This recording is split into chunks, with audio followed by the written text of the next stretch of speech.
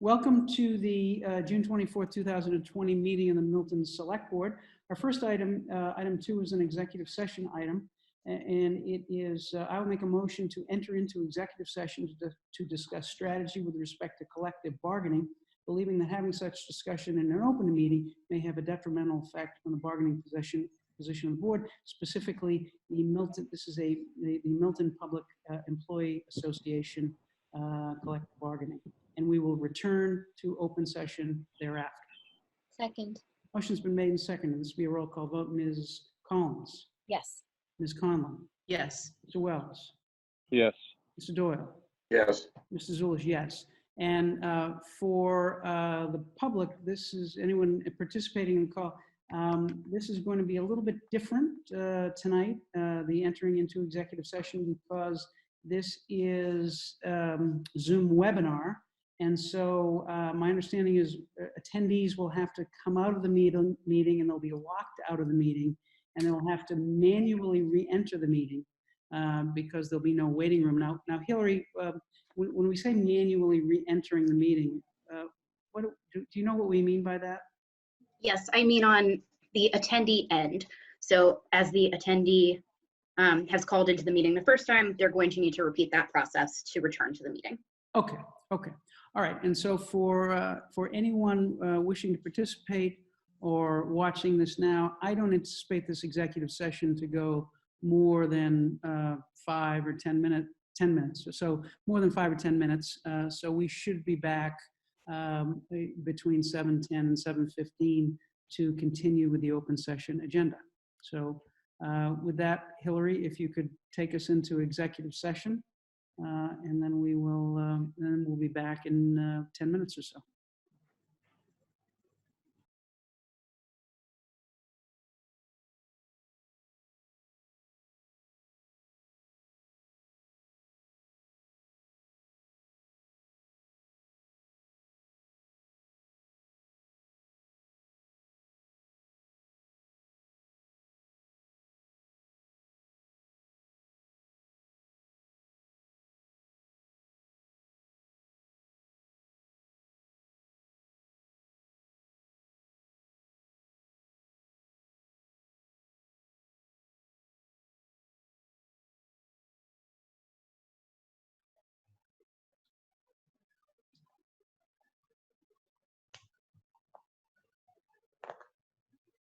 Okay, my apologies on the delay.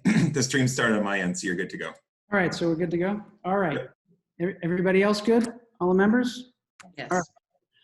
All right, we are back from executive session, back into open session for the June 24, 2020 meeting of the Milton Select Board. Item 3 is a pledge of allegiance. Please join us as we recite it now.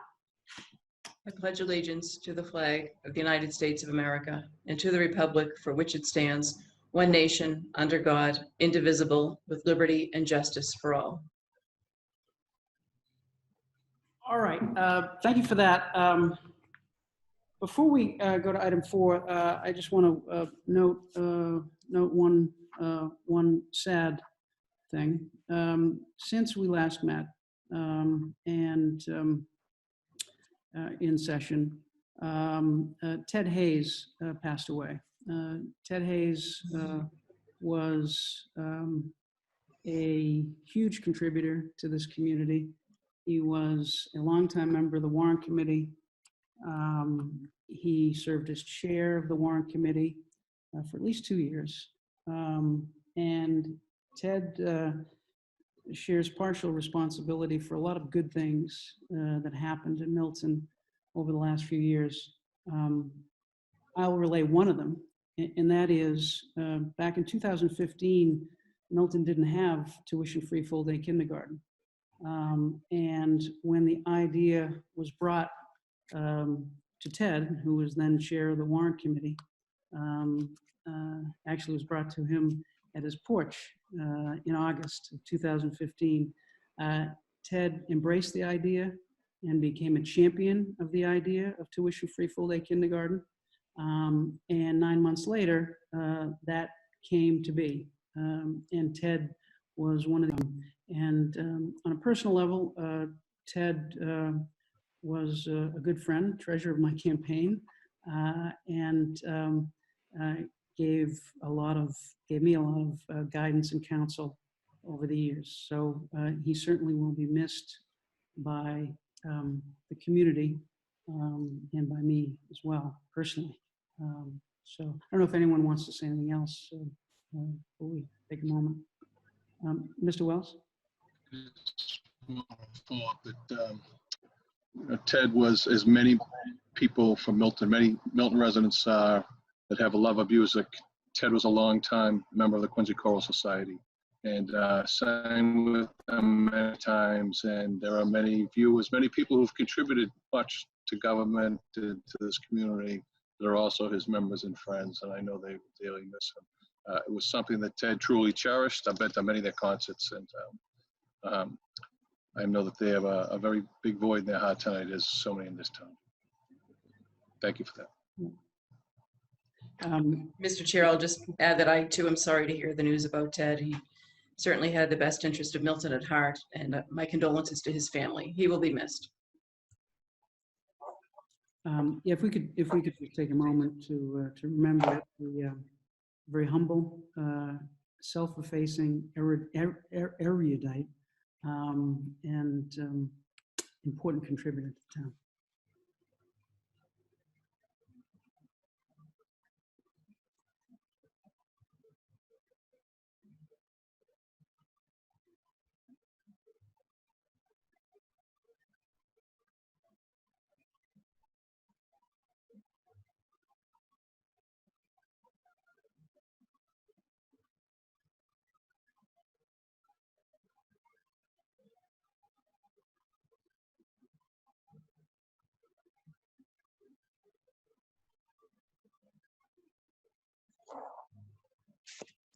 Thank you for that.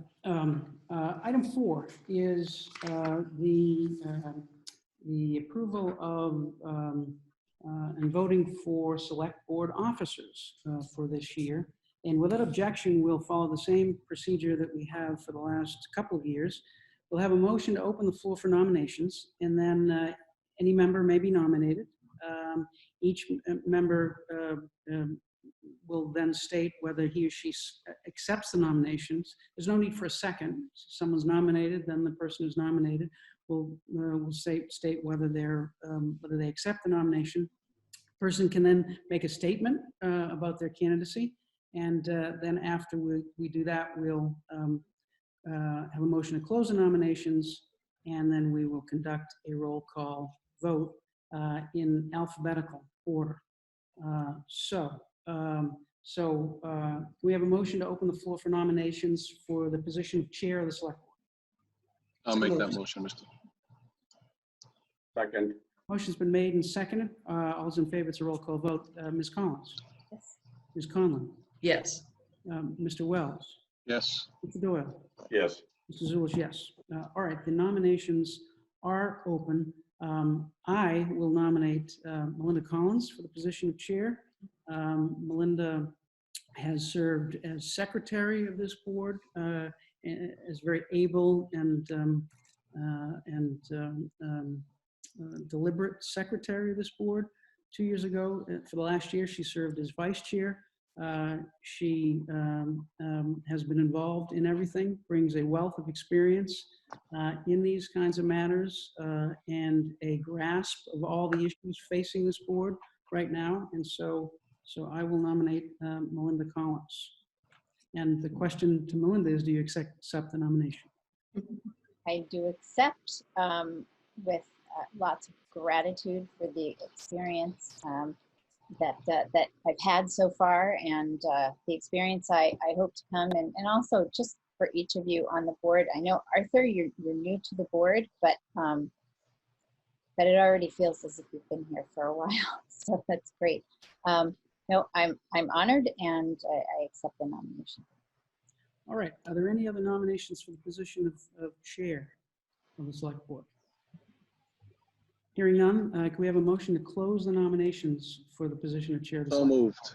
So moved. Made. Second. Second, it's a roll call vote. Ms. Collins. Yes. Ms. Conlon. Yes. Mr. Wells. Yes. Mr. Doyle. Yes. Mr. Zulus, yes. All right, so the vote for chair will be a roll call vote in alphabetical order. And each member will openly state their choice for chair or may abstain from voting if they wish. So in alphabetical order, this would be Ms. Collins. Myself. Ms. Conlon, Yes. Mr. Doyle, Yes. Mr. Wells, Yes. Mr. Zulus, I vote for Ms. Collins, and Ms. Collins receives a majority, and she is the new chair of the Select Board. Congratulations, Ms. Collins. Thank you, everyone. I will do my best to I'm at town hall right now. good job on behalf of all of you. And I really look forward to collaborating this year coming. It was a tough year, so here's to a new year for everyone. Mike has already moved his chair. No, well, actually, we after we finish the rest of this, I would like to say a little something. Well, you have the helm, Madam Chair. You have the helm. Well, oh, then I'll do it now. So there's a little a gift bag there on the table.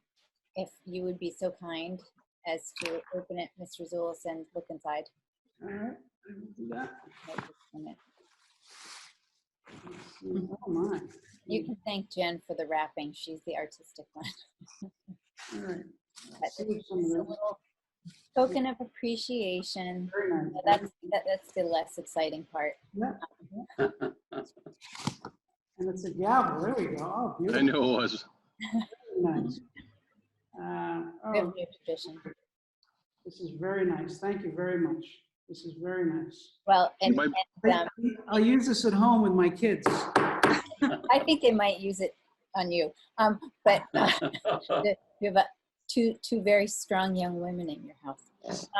Oh, by the way, hoping that you would win the vote, those two strong young women and my wife send you their best wishes. Oh, well, that's very kind of them to say thank you. Well, I just, I also wanted to say that, again, this has been a very challenging year, as Katie has said more than once, a difficult year to be chair, and I cannot imagine anyone handling it with more grace and fortitude and good nature, and certainly nobody could have given more of their time and just their full presence to every matter, and a lot of just kindness and thoughtfulness, and so I really appreciate it, and all the learning too that I experienced myself working with you. So thank you, and with Mr. Dennehy. Madam you were great. Yes, Katie. Madam Chair, could I just want to add to that. It's too bad we're not there in person to all be able to kind of weigh in right in the same room, but Melinda's right. It was just such a challenging year, probably the most challenging year in recent history to be chair of this board. And the year might have started off in a normal fashion, but once we hit the winter, we had 4 40B applications on some very large projects in town, followed by a global pandemic that created an economic crisis at the federal level, the state level, and the town level. We had to revise the budget right when we were getting ready to go to print with the warrant. And then, of course, right after that, we had a period of, and we're still going through a period of civil unrest and a lot of racial justice issues in this country. So, Mike, you certainly have had a challenging year, and I don't think we could have been better served by anybody in the chair's seat than by Mike Zulus. So, thank you, Mike. Well, that's very nice of you. It was my turn. So whoever's turn it's well, whoever turn it is, will do just as well. But thank you. That's very nice. Madam Chair, I make a motion we give Mr. Zulus the night off, send him home.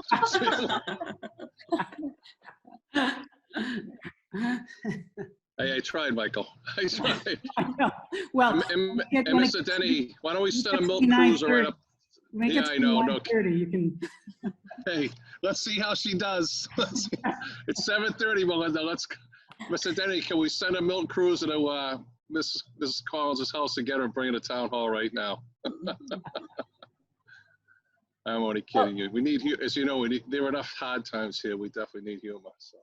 Richard, maybe instead of your motion, we can have a motion just to keep the meeting as short as possible. So Mike can get home and celebrate his new freedom to Right. some extent. You know, he's still going to have a large role to play, but won't have as many meetings to go, but he can go celebrate with his daughters.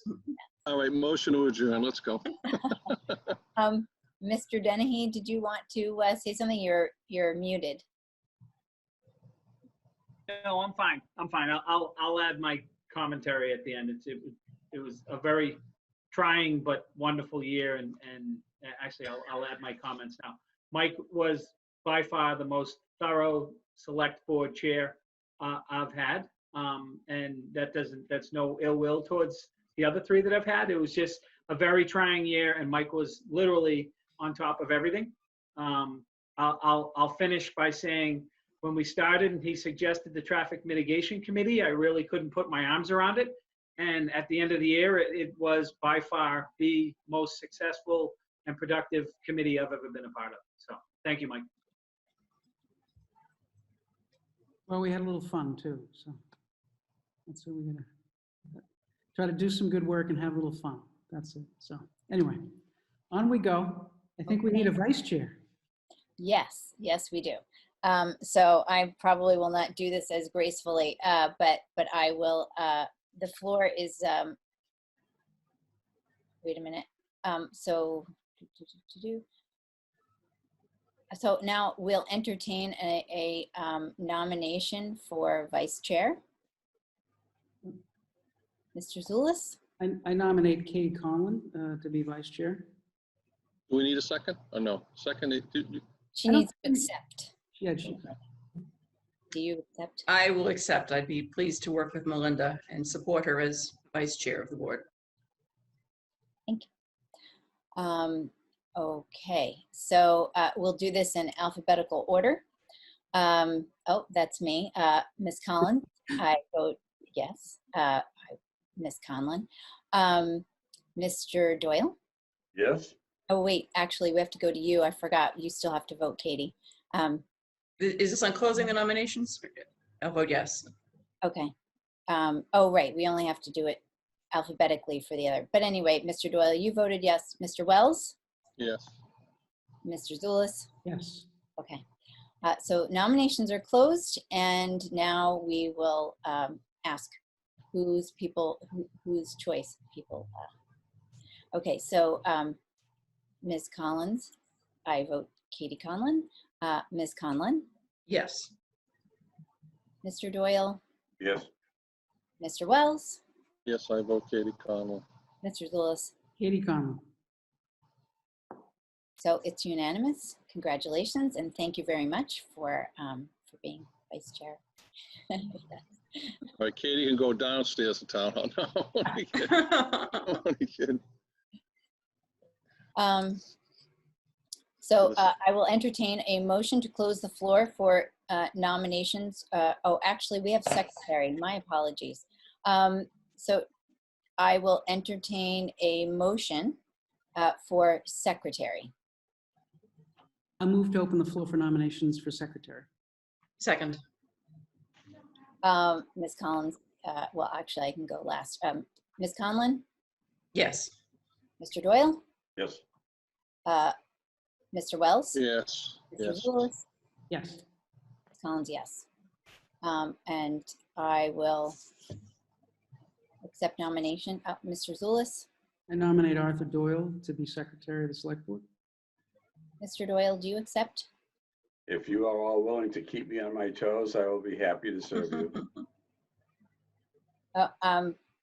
That would be wonderful. I had a good experience doing that, and I know that you have some great skills that will really help us. So I appreciate your accepting the nomination. Okay, so to close the nomination, I'll move to close the nominations. thank you. Second. Okay, Mr. Doyle, Yes. Mr. Wells, Yes. Mr. Zulus, Yes. Ms. Collins, yes. And me, yes.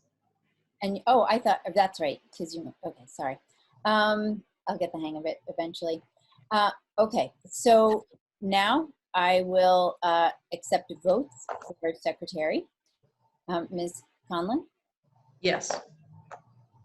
Mr. For Doyle? Arthur Doyle, yes. For Arthur Doyle. Mr. Doyle, do Yes.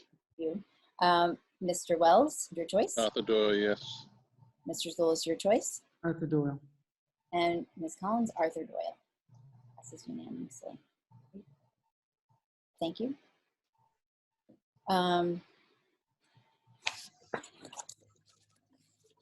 So now we move on to item 5.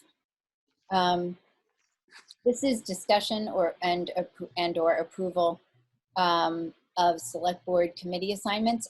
I'm not sure that we need to go through all of this tonight.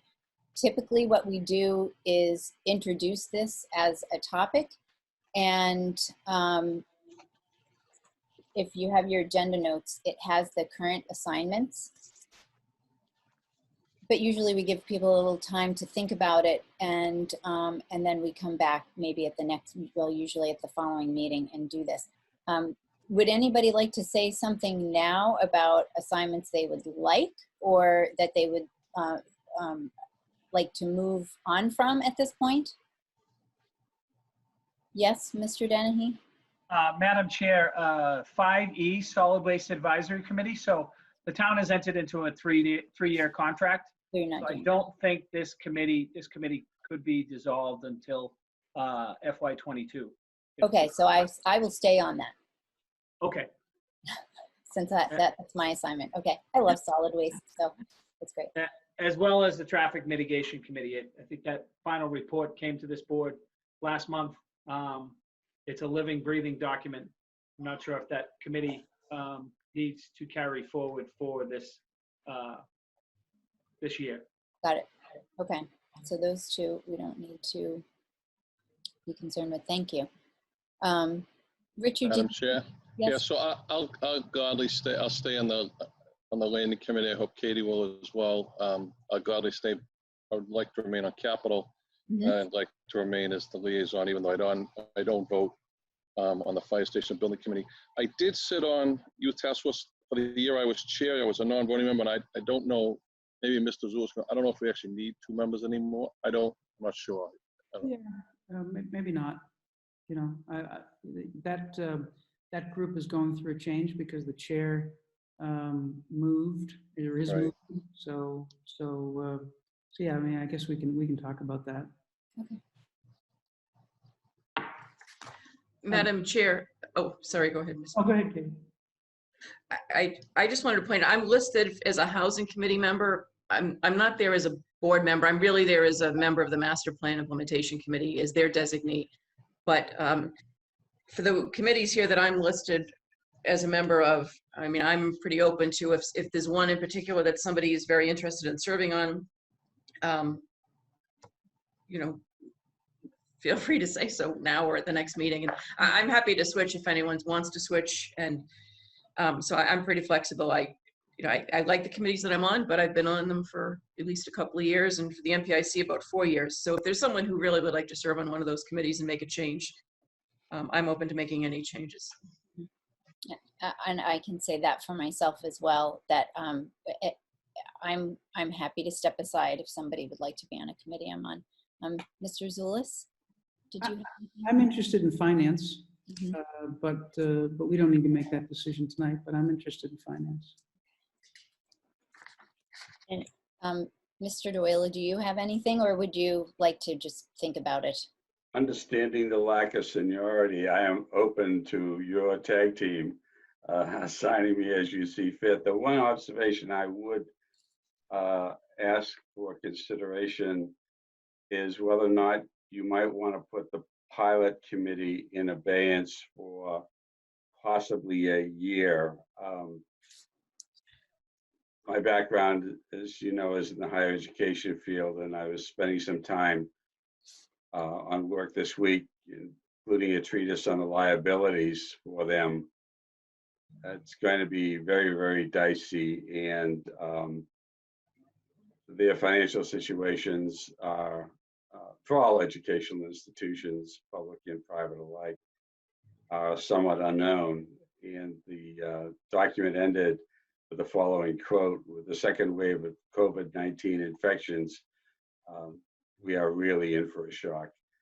So I'm wondering if this isn't something you might want to move to a sidebar for a year and then come back to after we have a better understanding of what the financial and other implications are of CV-19. Mhm. Thank you. Yes, Katie? Madam Chair, I like that suggestion that Arthur made, only because I think the hospital's in the same boat that the institutions are in. There's so much uncertainty, and it's with the lack of all the elective surgeries. I know that from what I read in the general press, a lot of the hospitals are hurting financially. So it may make sense to not move forward too quickly on that at this point, and whether we just leave it in abeyance or. I guess that's a conversation for a future meeting, but it's an interesting suggestion, Arthur. Yes. Mr. Wells? I was going to say the same. Let's put that In the future. off on for a future, and I think we need to get it to the committee so Right. that the committee doesn't. I think that's very important. The Right. committee needs to know. That was my feeling as well, that we need to talk to them. So, anyone have anything else they would like to say? I still want to give Mr. Zulus the night off. Well, he has a couple of things he needs to talk about, and then he can go. Okay, great. So if we put this on for the next meeting, we can just follow this up. One more if I could. Yes. So the permit for the Yulin Rink expired April 30th. We're anxiously awaiting DCR's permit back to the town. The Yulin Rink, Max Yulin Rink Advisory Committee never met in my tenure, but I think it would be appropriate that they reform this year so that we can talk about potential one-year extension and then possibly a longer-term permit. If that's something this board would be amenable to. How do people feel about that? Yes. Yes, I do too. Yes, I'm okay with that. yes, I think that's a Do- good idea. Oh, yes, Mr. Do we Wells? still have a committee? Do we have Mr. Denny, do we have an actual committee of people? I'm not sure the last time again, it hasn't met in my tenure. Their terms may have run out. I'll have Jen take a look at it tomorrow morning. Okay, Okay. that would be great if we could have some background and then get that appointed. Great. And I know there's willing participants from the Milton youth hockey side. I know it was Kevin and Claire Keating in the past that represented Milton youth hockey, and I think they need to be a strong, loud voice on that. So yeah, I'll have Jennifer take a look at it. Okay, thank you. Okay. So we actually are ready to move on to item 6, which is public comment. I'd like to note that we have a new procedure because we're now in Zoom webinar as opposed to a Zoom meeting. Attendees need to use the raise hand feature. So you can click raise hand on Zoom by wiggling your mouse or your trackpad to find the hand. Oh, good, you have it, Hillary. Or press *9 on your telephone in order to be recognized. Yes, and then once you're recognized, you press *6 to toggle on and off for your muting.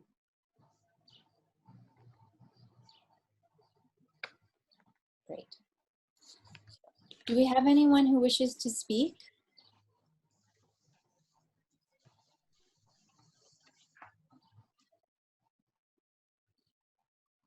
Madam Chair, you do have one in the attendee pool. Okay. Do we have a name?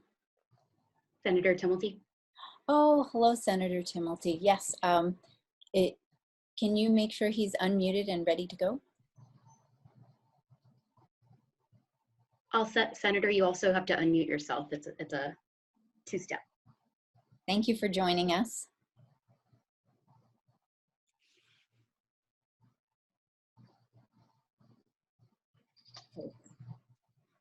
*6 if you're on the phone.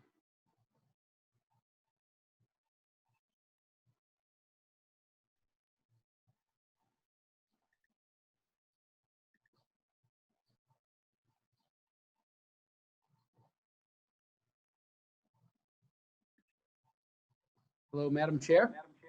Oh, hello, Senator Timilty.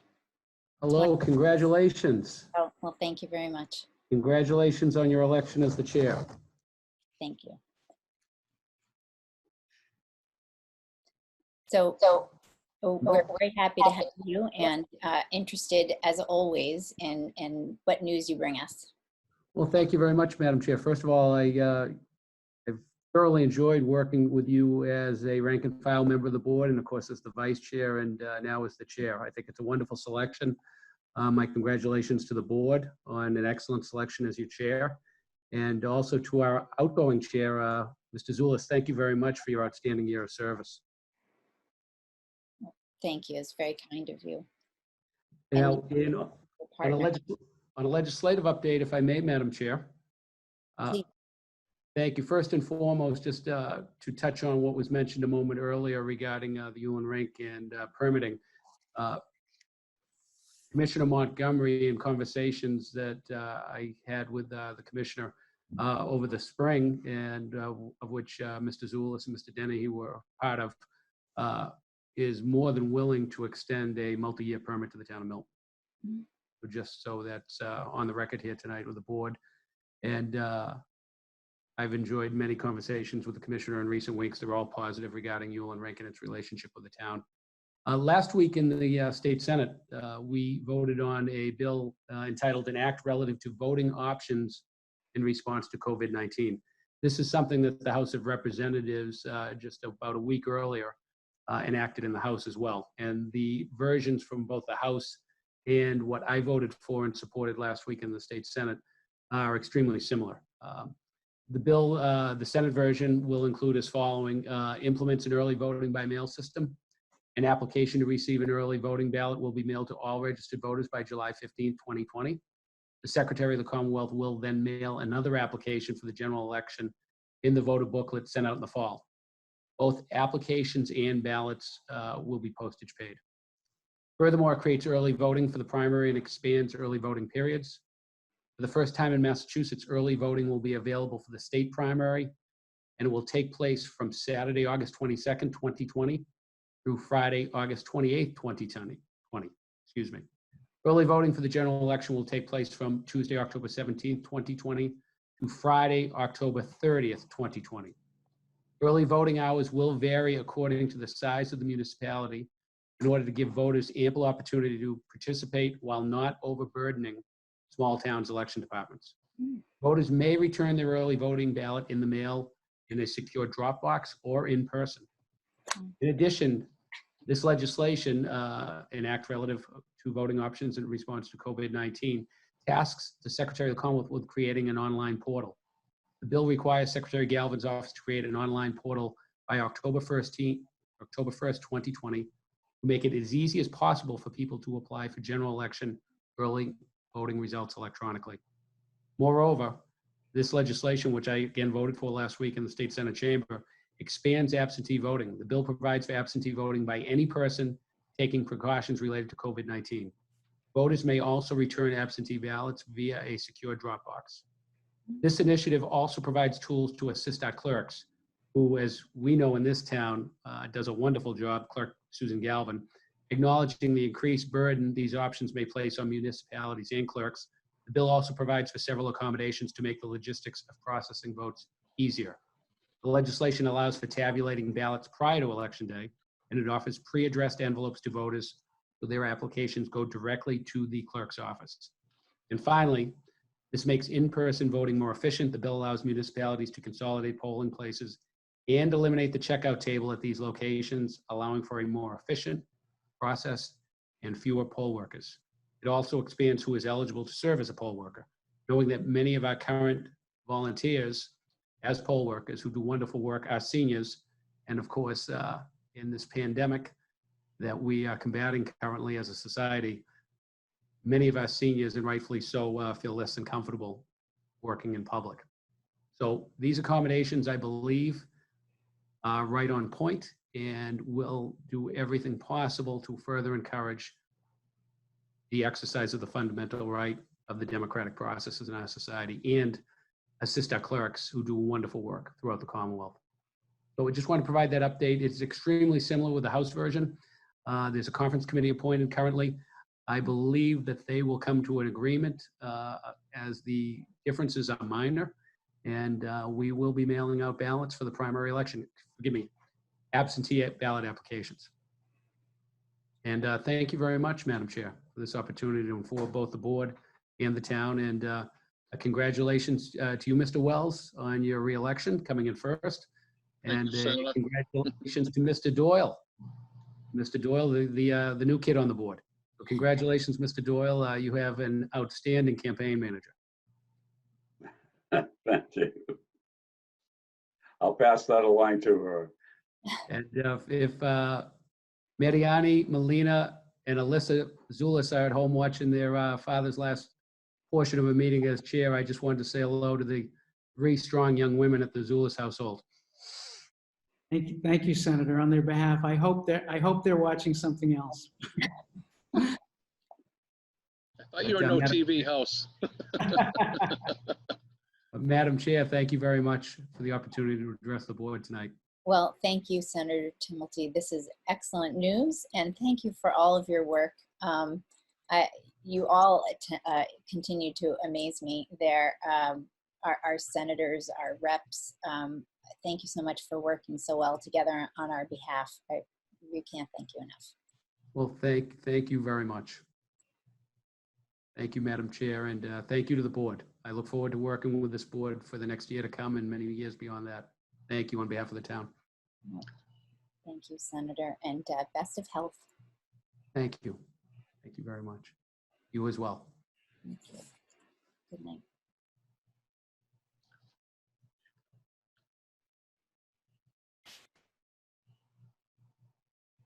Hillary, has anyone else indicated that they'd like to speak? No, Madam Chair, I have no other hands. Okay, thank you very much. Then we'll move on to item 7, the COVID-19 update. Mr. Dennehy, is there anyone here to give us an update? Is Caroline Kinsella here, or do you have anything to report? I don't think Caroline is on tonight's remote meeting. I will let the public know that we moved cautiously back to full staff at Town Hall on Monday successfully, with many social distancing measures having been put in place. And I need to thank Bill Ritchie and his group for the plexiglass and space delineators. So again, it's still a work in progress. I had one of my first meetings in the Cronin room yesterday for the first time in a long time. So Mr. Cronin's room was a home away from home that has been vacated only to be filled by former Chair Zulis on nightly meetings. So it was nice to go back into that room. So trying to get back to normal. We're gonna try to keep Town Hall where we are for the next couple of weeks and see if we can possibly then, with the governor's guidance, possibly open it up to the public with some by appointment only type stuff, so we can start getting life back to normal. But obviously, we'll err on the side of caution, and again, thank Caroline Kinsella and the Board of Health and the Health Department for their guidance through all of this. So we're starting to get back to a little bit of normal, and things seem to be getting better. So fingers crossed. Thank you very much. Does anyone else have anything to report on that's COVID related? Yes, Richard? Just one item, Madam Chair. Did you see I think we're all aware that COVID has been really spiking in up to 20-something states in the country now. Did anyone see the move that just before we came on tonight that the governors of New Jersey, Connecticut, New York made about quarantining anyone that comes in? It happened tonight, just before we started, right around 6:30. It they announced it, the three of them. I wouldn't be surprised to see Governor Baker taking a similar. I mean, we worked so hard to get where we are right now. We can't afford to lose it. And I think all of us will agree that these past months, just from a day-to-day operations point of view, forget government, just as far as everything we know in life, has just been really tough. And I'll live with the masks and the distancing. I don't want to go back to have to lock myself in the house for another month, just especially in the summer. So I just want to make, I figured a lot of us may not have been aware that happened tonight just before we came in. Thank you. Thank you.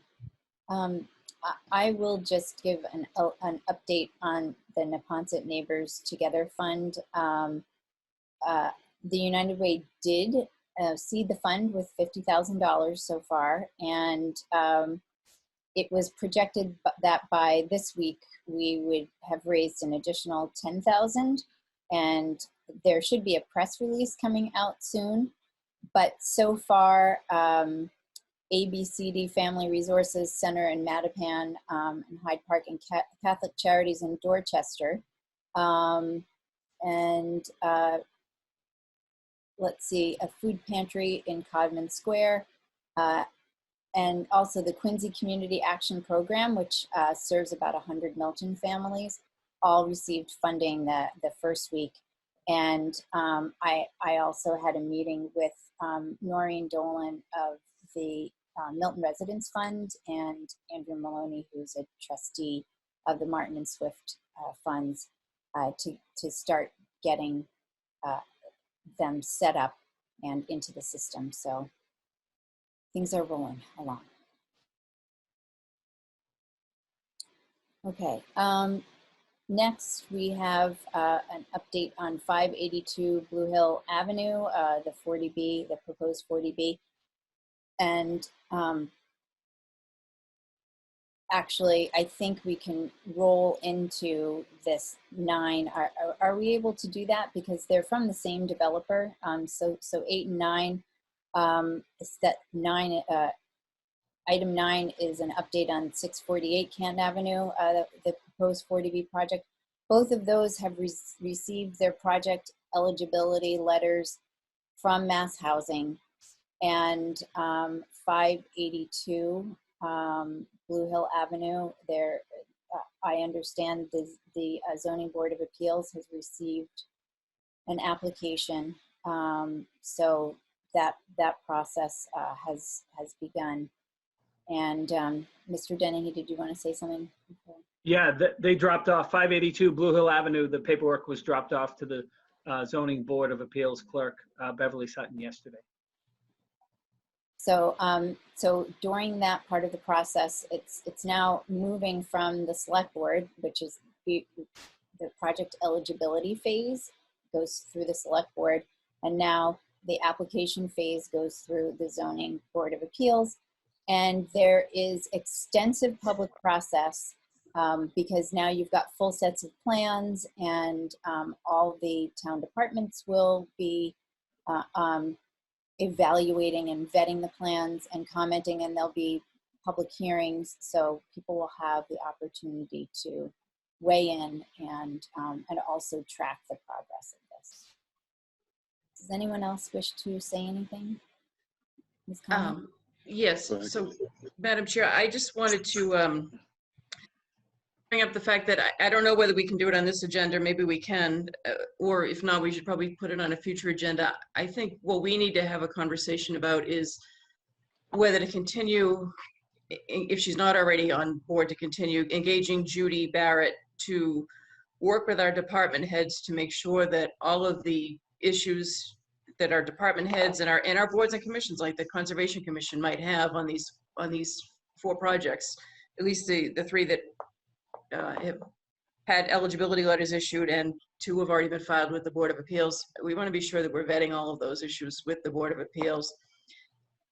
Several years ago, when 2 other applications were filed with the Board of Appeals at the same time, we hired an attorney who was Kathleen O'Donnell to represent this board, and really to make sure that all the department heads were able to present all the information they needed to bring to the attention of the Board of Appeals. And Judy has worked very well with us. I thought her letters were were very well written and raised a lot of good points. It's disappointing to see the eligibility letters issued, especially for Blue Hill Avenue and Canton Avenue, which are pure residential neighborhoods. But I think that we should talk, if not tonight, then at a future meeting, about making sure that all of the issues that need to be vetted by the Board of Appeals get to the Board of Appeals and are presented by the departments. And I think that we can do that. I can tell you that the small group that the board asked to meet about the 40Bs and with developers did meet with her actually with regard to the residences at East Milton, which is our next update. And I think it's probably a good idea to talk about the scope of her work going forward and how we do want to engage her. So, Mr. Zulus or Mr. Dennehy, you were at that meeting. Did you want to say anything? Oh, yes. On East Milton? Oh, no, you mean the general meeting. Right, general meeting. No, I think that group is going to be looking for direction from this board. Mhm.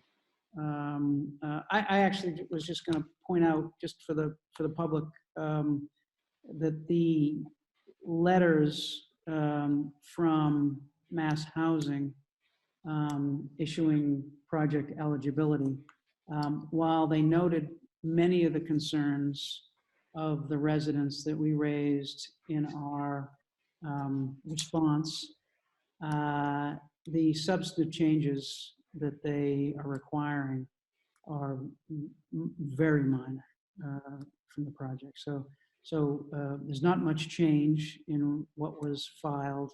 There are a lot of things that they have noted that they're concerned about and that they want the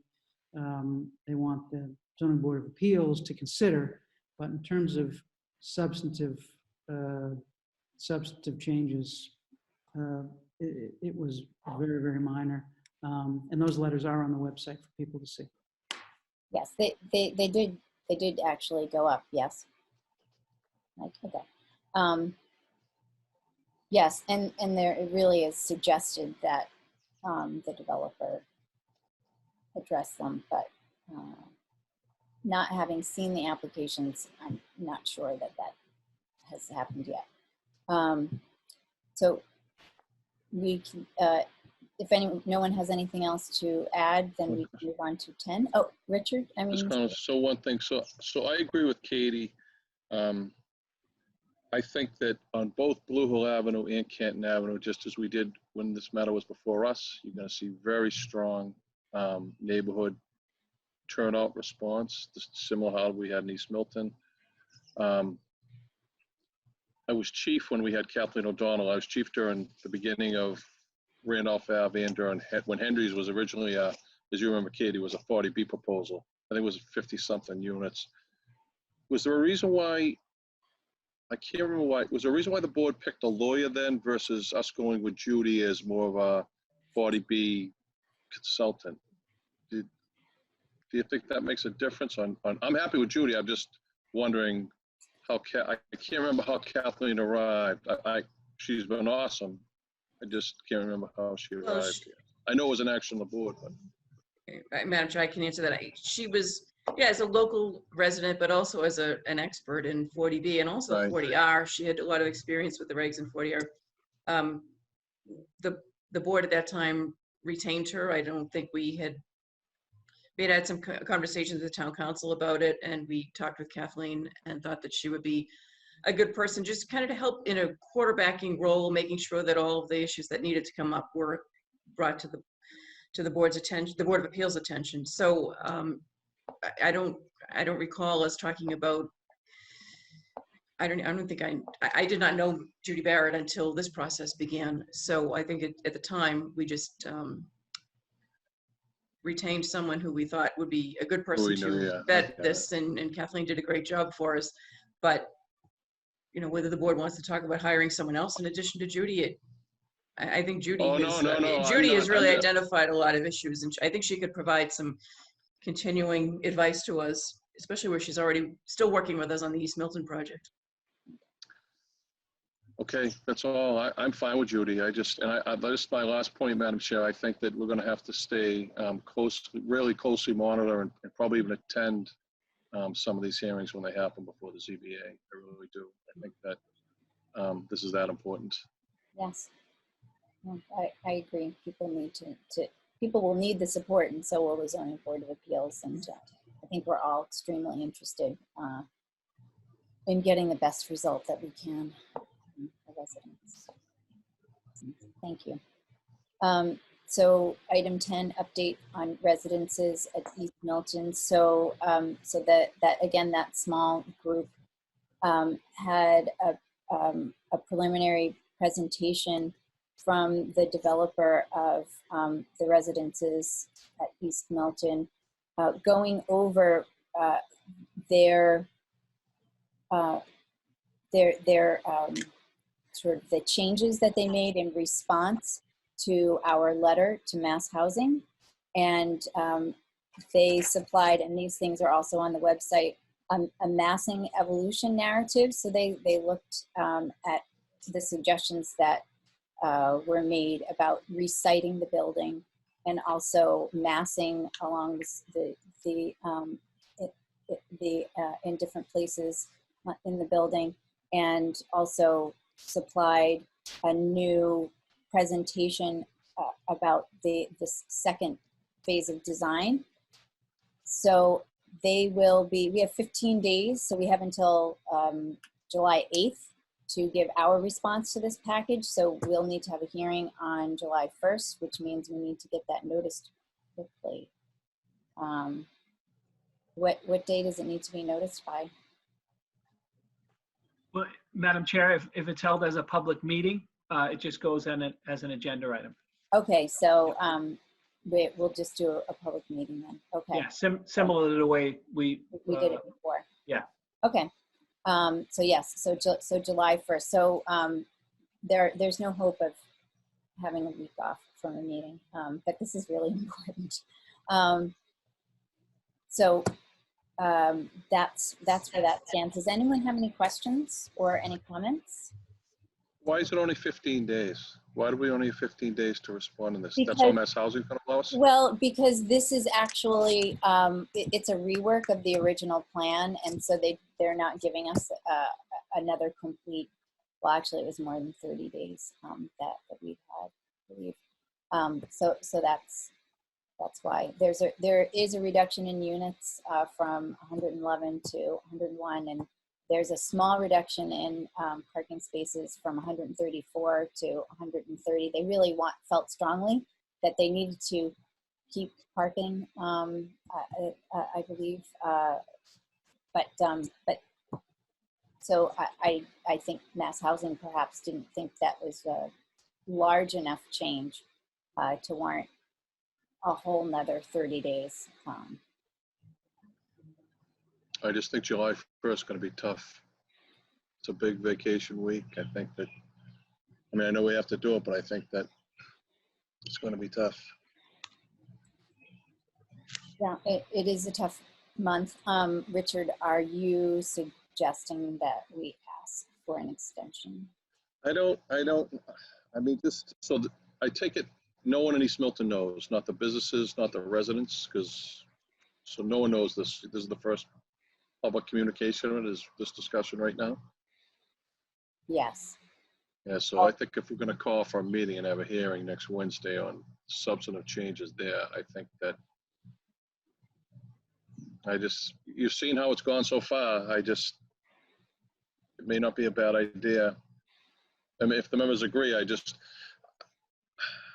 if we're going to have like success here, I think that it taken away, being timeliness and being given time and not, I think those are just the little things that mean so much right from the get-go, right out of the gate.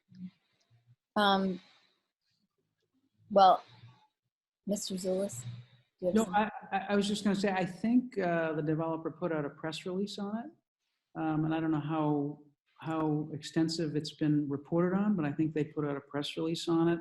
And if it's not up on our website, I think it will be soon. Not sure whether it's up yet. And just to add a couple of things in addition to what you mentioned about the reduction in units and a few small parking spaces, they moved from an L shape to a V shape to make, to make it more, the argument is more conducive. And they also set back the 2 floors on Bassett Street. So the 2 higher floors. So Bassett Street only now goes 4 floors as opposed to six floors, at least right up to the edge. They set that back. So those are I think, the major changes. But if that isn't on the website, hopefully it will be. Hopefully it will be, soon. Just one more. Okay, I'm sorry. Go ahead, Madam Chair. I just had one follow-up point, but go ahead first. Oh, no, Richard, go ahead. So my only other thought is with regard to the 40-hour working group, because COVID kind of shelved that during all this. Were there any discussions about 40-hour in your meeting? There were. I see Michael shaking his head. There were. Yes, there were, and Judy Barrett is continuing her work. So we did encourage her that work needed to keep going. I think that's part of that discussion about making sure we know the scope of her work and exactly what she's doing. Because as you said, COVID did interrupt some things. So, Mr. Dennehy, is it? Oh, yes, Mr. Zulus. I was just going to say, and Richard, my memory is from the meeting that the developer wants to work through that steering committee. So that there's going to be a lot coming that way from the developer. They want to work through. That was my memory, Melinda, that they want to work through that steering committee. Right. I mean, 40R has to come from the town, but that their previous experience, I can't remember which town it was, but that's how they did it. They ended up working with that group to make sure that they were delivering what was needed for the particular 40R, and they would do that here too. I think Beverly was the most recent one. Was the most recent one that they converted from a 40B to a 40R. Mr. Dennehy, is there a way that we can let people, especially business owners and maybe the East Milton Square Neighborhood Association know, and can we send out some kind of a wider notice, because other people are interested in, rightly so, in what happens in East Milton Square? Sure. Normally I'll send it to the East Milton Neighborhood Association and the Chamber of Commerce. I can do that tomorrow. Okay. Certainly. Thank you. Ms. Conlon, did you want to say something? Yes, I think we should consult with Judy Barrett and Kevin Freitag about whether to seek an extension, but I think we should plow forward and just move ahead with the July 1st hearing, because it's conceivable that the response we'll get is that this is a modification to a plan that we've already filed extensive comments on. So so even though there are some changes, we did seek a continuance on one of these before. We had a little difficulty getting an extension. So I think we should plow forward and schedule July 1st, but make sure the neighborhood gets it tomorrow, as Mr. Dennehy is going to do, and get as much input as possible. I'm guessing a lot of the comments will be similar to the prior comments, and Judy Barrett and the town department's review and the board's review should give us a good basis for commenting. Yes, I mean, yeah, we can certainly follow up. I think Judy will say that there's no way to get an extension based on the conversation that we had, but we can certainly follow up with Kevin and Judy. Thank you. Does anyone else have something to ask or add? Okay, thank you. We move on to item 11, a discussion of the FY20 Milton Public School Transportation Contractual Services pursuant to Section 12 of Chapter 92 of the Acts of 2020, an act relative to municipal governance during the COVID-19 emergency. So this is something that we've been waiting for quite a while.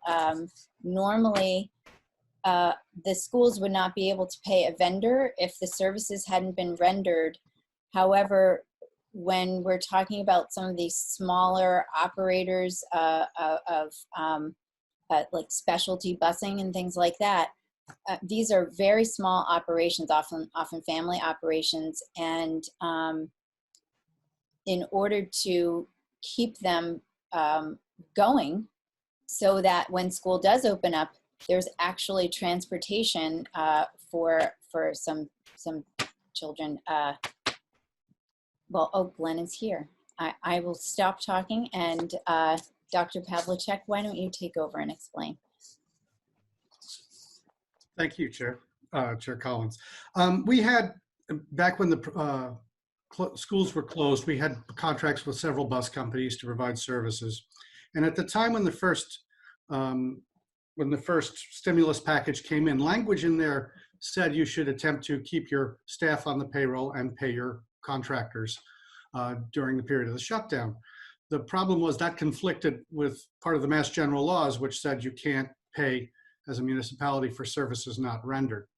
So several of the bus companies were lobbying for basically partial permits, claiming, for instance, that although they may have laid off their drivers, they still had insurance costs, they still had overhead costs, they still had maintenance costs that were part of our contract that we had with them, and therefore should still be paid. So at that point, we've been holding off because of the conflict. And about 10 days ago, of course, the governor signed this act, which permitted, but not required, payment to contractors, subject to possible negotiation of the renegotiation of contracts by the school committee, but also subject to approval in the case of a town by the town accountant and the town administrator. So as a matter of sort of policy here, I'm here to ask the select board that should the school committee be able to negotiate with some of these vendors, may I say, are not asking for any money because they're small enough, they were able to use Payroll Protection Act funds, keep their staff on, and don't actually need any money to continue. But some of the vendors are slightly larger, didn't qualify for PPA, and are looking for some partial payments to help basically guarantee their availability at the point when the schools reopen. For some of the smaller companies, that can be an issue. So the point is the select board willing, sort of as a matter of policy, to entertain partial payments of this type, which are, as I say, permissive under the acts, but not required? Because the school committee has authorized me to negotiate contracts with some of them. For your information, we have 13 different vendors between homeless schools, special education, regular ed transportation, in district and out of district special education. And really only 4 of them are looking for partial payments at this point. The others are available had money available through PPA. So the question is the select board, as the ultimate signer of vendor warrants, amenable to this renegotiation of contracts with these vendors? Mr. Doyle? Madam Chair, if it helps to get the discussion moving, I will move adoption of the select board support of section 12A1 of chapter 92 of the Acts of 2020. Second. Any discussion?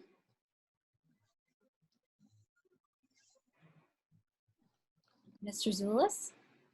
Yes, so I'm generally in favor of this. However, I would want to get some sense of the amount.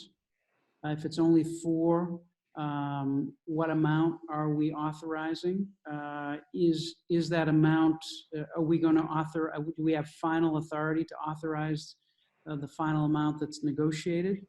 As a general matter, I am more concerned about paying our employees than paying money to bus companies that will go to their bottom line. Not necessarily the employees. I'm sympathetic to that, but I'm personally not interested, and I know Glenn will make sure this doesn't happen, but I'm certainly not interested in using funds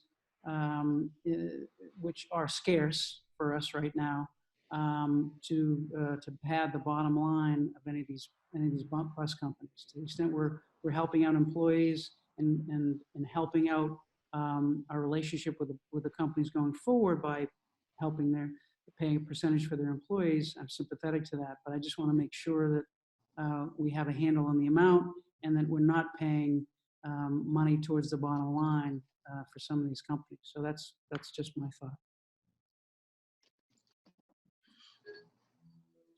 Dr. Pavlicek, could you? Yeah. Yes, some of these companies have been negotiating with several communities. For instance, just to take an example, First Student Bus, who does our regular ed transportation, is working with 41 different school districts.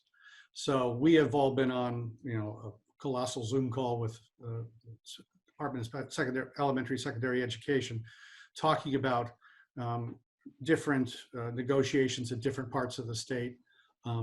There's slightly different numbers that have been used in different places because, for instance, possibly in the western part of the state where more of the cost of it is the travel distance, they might have a lower overhead part of it and a more expense part of it, whereas for a community that's very dense, you might be spending less on the gas and driver time, for instance, than you might.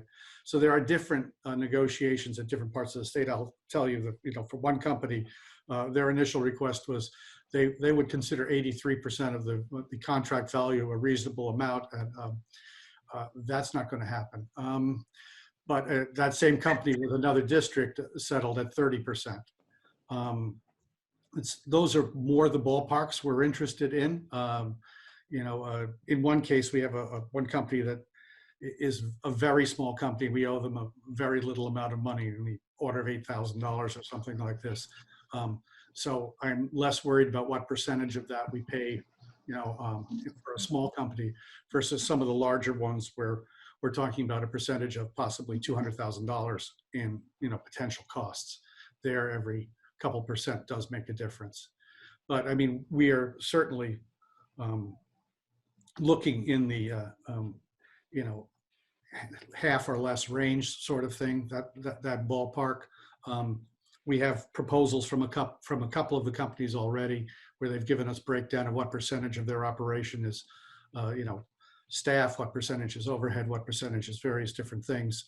They also, as part of this, have to give us a sworn statement, basically saying they're not double dipping, that giving a cost of any federal, state, local funds they're receiving, and that comes off the computation first. We pay the difference if we choose to. So yeah, it will be a matter of negotiation. A couple of them we're pretty settled on. A couple of them we are not.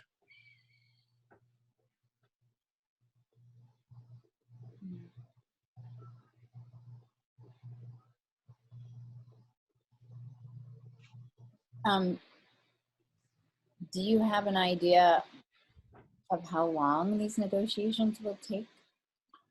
Since I have to pay the bills by June 30th, they have to be fast. Well, okay. So there's no. Basically, is I'm going to make a proposal. Okay. They've made theirs, I'll make mine.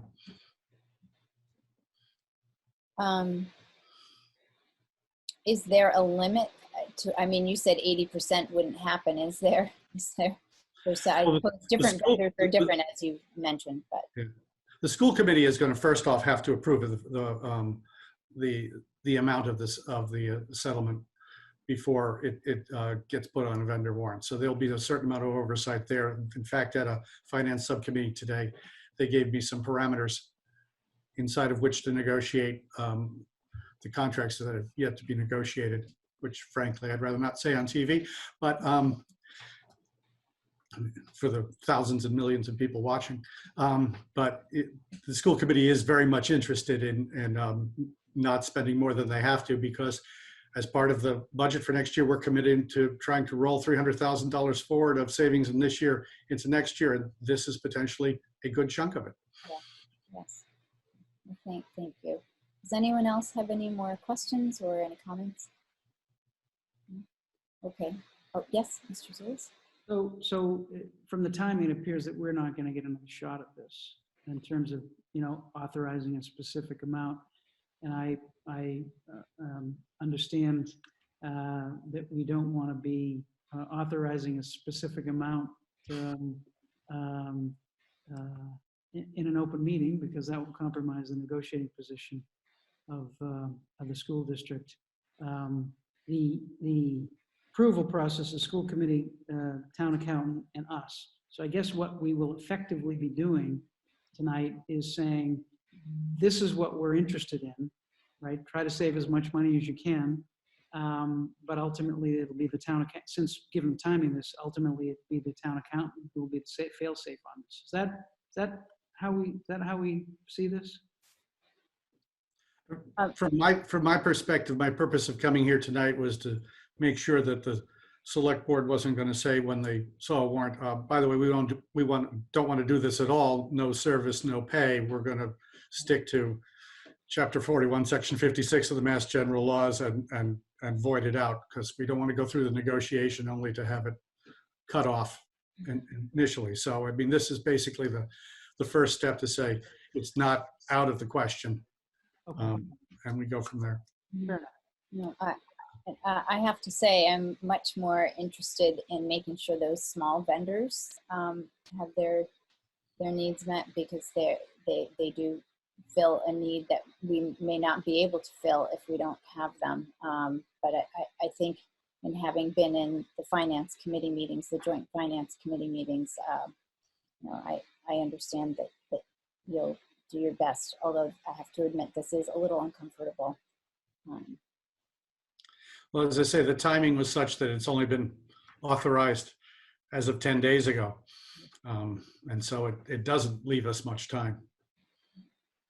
Well, thank you. And yes, Ms. Conlon? I have every confidence that Assistant Superintendent Pavlicek will drive a hard bargain, and just please keep the town administrator informed as much as possible and consult with him. And I'm sure he can communicate with our chair as to where things are at. But thank you, Len, for your efforts. I'm sure you'll make a very strong case in the town's favor. Thank you. Yes, thank you. I best of luck, and yes, I know that you'll do the best that anybody could. So all those in favor, Ms. Conlon, Yes. Mr. Doyle, Yes. Mr. Wells, Yes. Mr. Zulus. Oh, you're muted. Yes. Ms. Collins, yes. Motion passes unanimously. Thank you. Thank you. Good night, Glenn.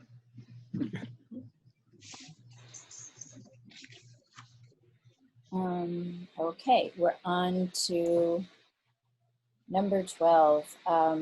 So this is our discussion approval of the Task Force on Equity and Justice for All.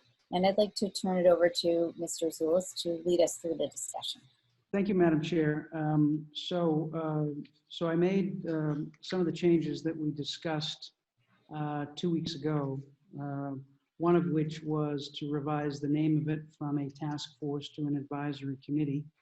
The second of which was to change the proposed membership from specific designees and perhaps members of this board, et cetera, to making it more open. And the idea there is to make sure it's an independent group and an independent board outside of town government. And so the way it's constructed now is, and I increased the membership from 9 to 11. I'm of two minds on that, frankly. I don't like a group of more than 9 because I think it can be counterproductive. However, in this case, we may find that that the work is broad enough that they may want to do it in subcommittees. And so that was the idea, that we may want to say up to 11 members, because now we may decide that initially we only appoint 7 or 9, and then the committee may come back and say, well, we need more members because we're segmenting it out in subcommittees. So that's the thought on that. So the way it's constructed now is up to 11 members to be appointed by the board, including, and it's only including those 3 groups, 1 member from Courageous Conversations, 1 from Milton Interfaith Clergy Association, and 1 from Citizens for Diverse Milton. Other than that, it is open for us to appoint members. And then the final change, it was to put some parameters around the time period. And so, so the revision is to make the recommendations to the board within 18 months from the date of appointment of the chair of the committee. Again, I struggled with this, you know, is 12 months enough? Is 24 months too much? Do you want to put any limit on it? I think it's a good idea to put some kind of parameters on it. And so that was the thought of the change there. Does anyone have any questions or comments? Yes, Mr. Wells? I have one, I have a lot, but I have just one friendly amendment in the proposal. I would like to include with oppression, racism, injustice, and violence against people of color, the word immigration somewhere. Immigration is as raw an issue in this country and is so closely tied to issues of race and injustice. And we see this just in the COVID-19 outbreak and where the most devastation has happened. I leave it to Mr. Zulus we don't have to actually put in tonight, but I think it needs to be part of the discussion. I truly do. So if you would accept that as a friendly motion, I would be very happy.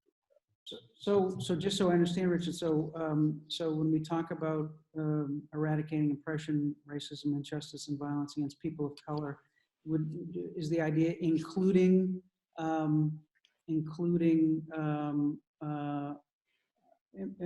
immigrants, undocumented immigrants? Yes. Okay, including immigrants, and we need to think about the exact word. Right, and that's fine. And you wrote it, so it's a topic that needs to be included in this discussion. Yep. I feel that's just. Okay.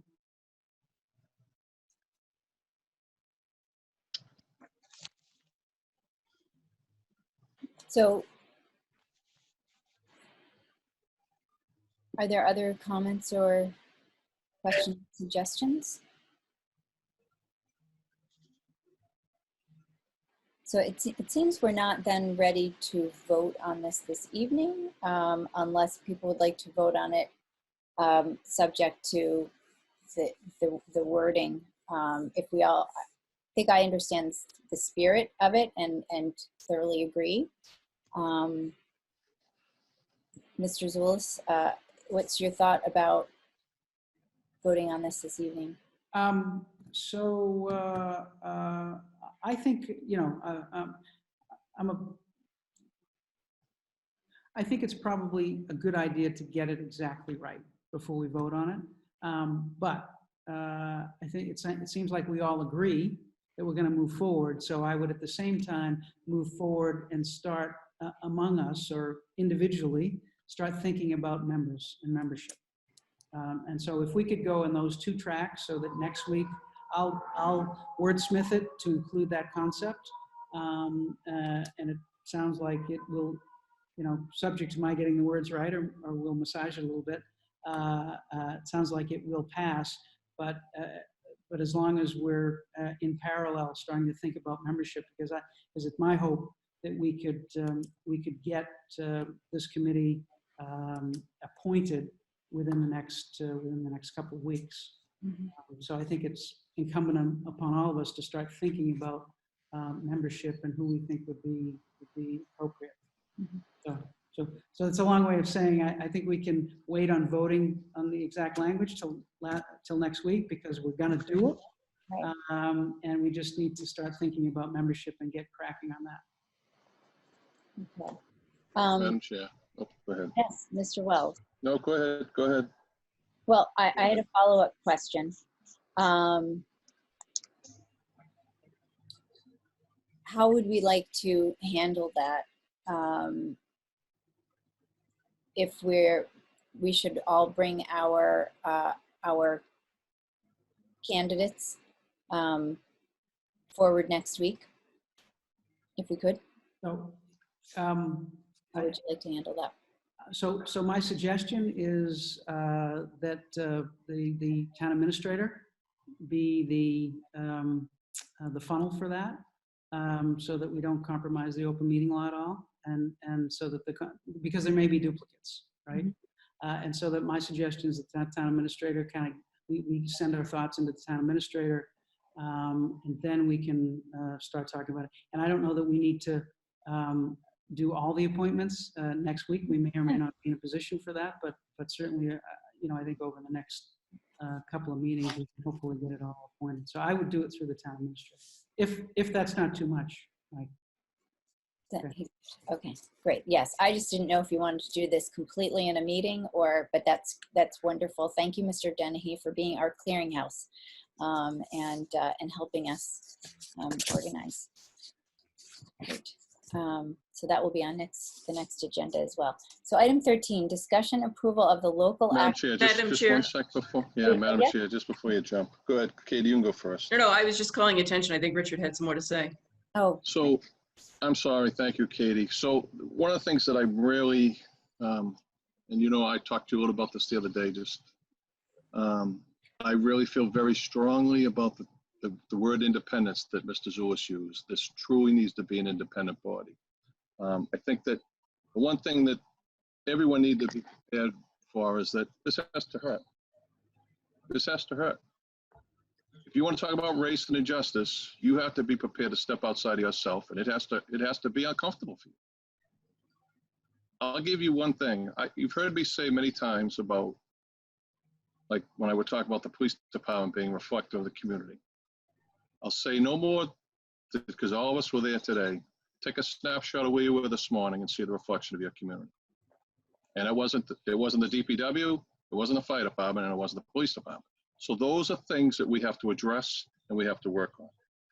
The second thing is, and I go back to what Karen said, and I really mean this, we have some brilliant leaders in this arena here. And people in this community who either live here or have served here, who really, really can make a difference. They truly can. So my only thing, and we won't have to decide now, I don't care if someone picks someone from Creators Conversations or Citizens for Diverse Milton or even someone from the clergy, I'm fine with that.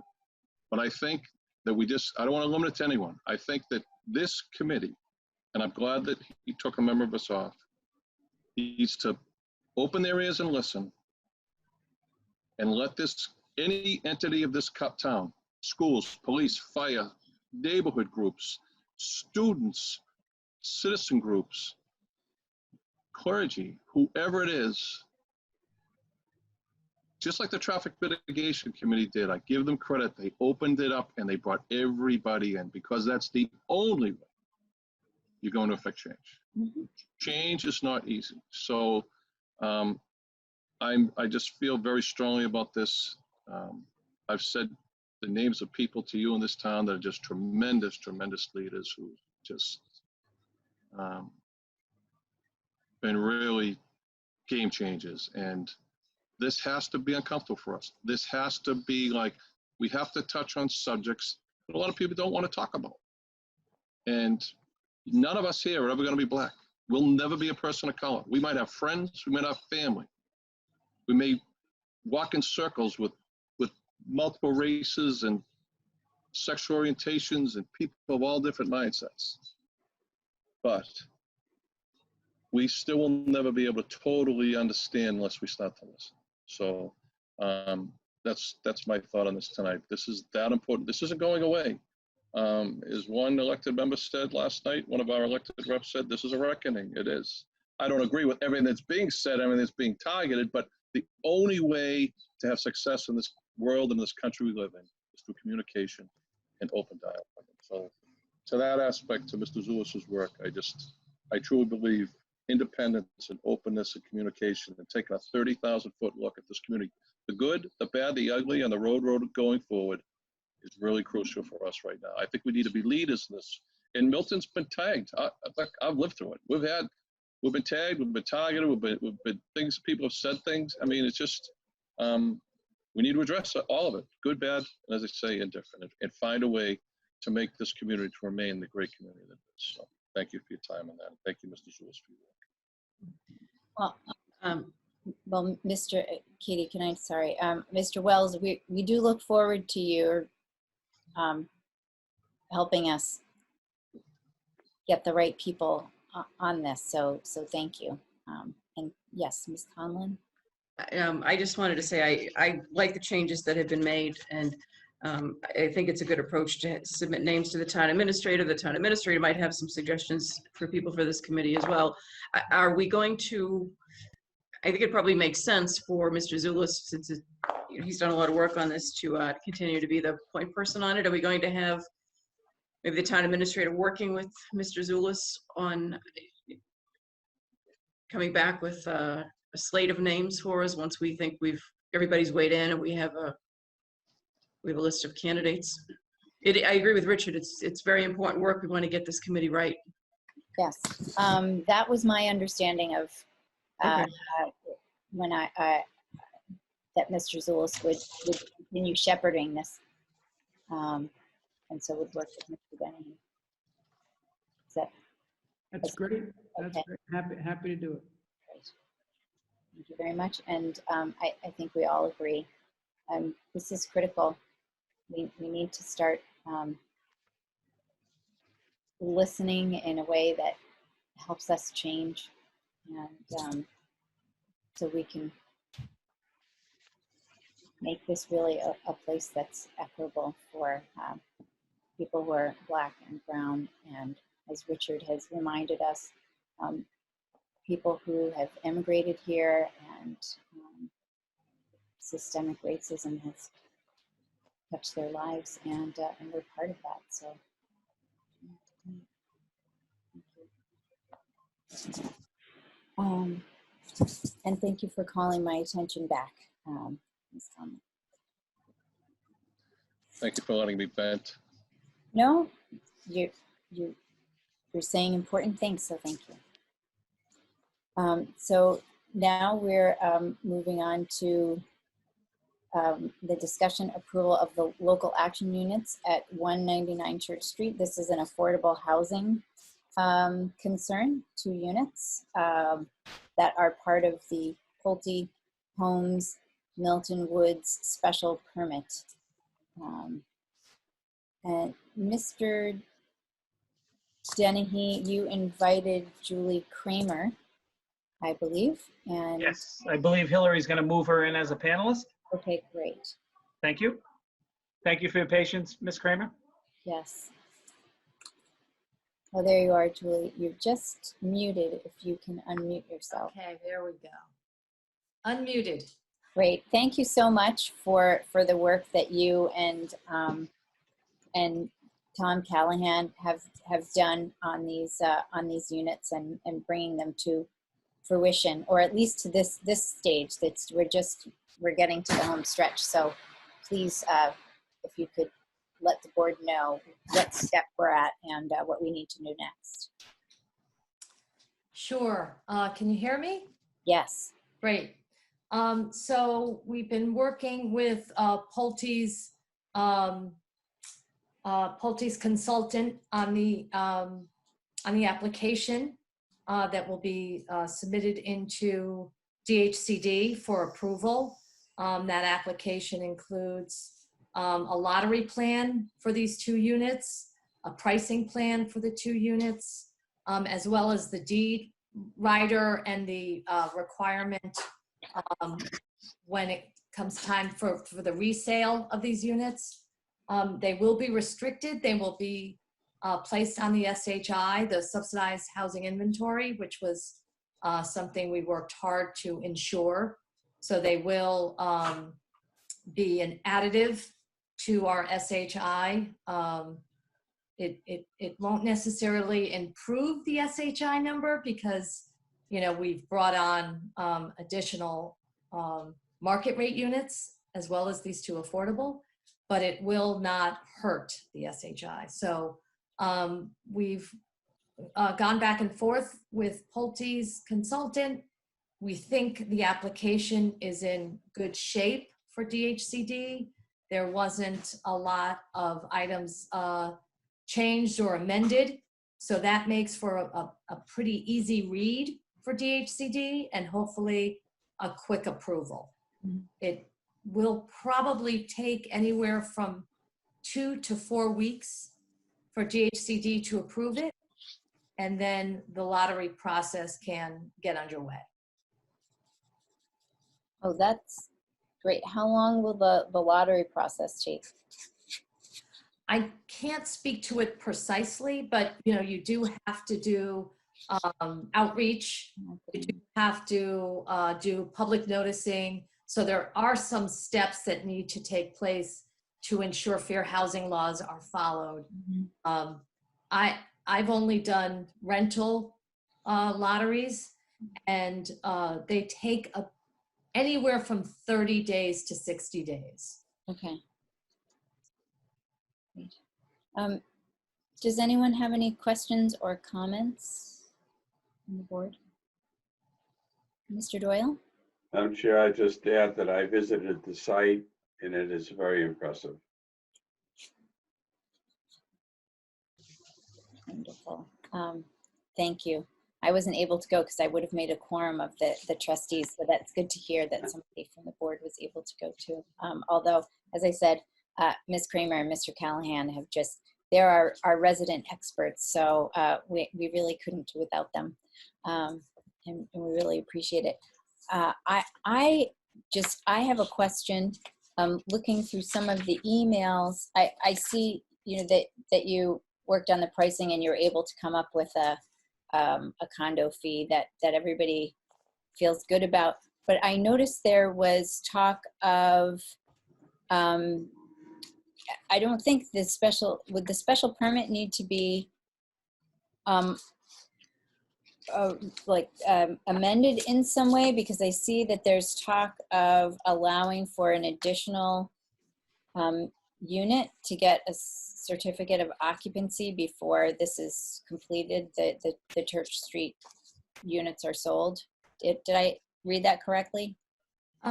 There was a ruling by the ZBA that is allowing Pulte to get certificates of occupancy up to, it was 50% before these two units began their marketing.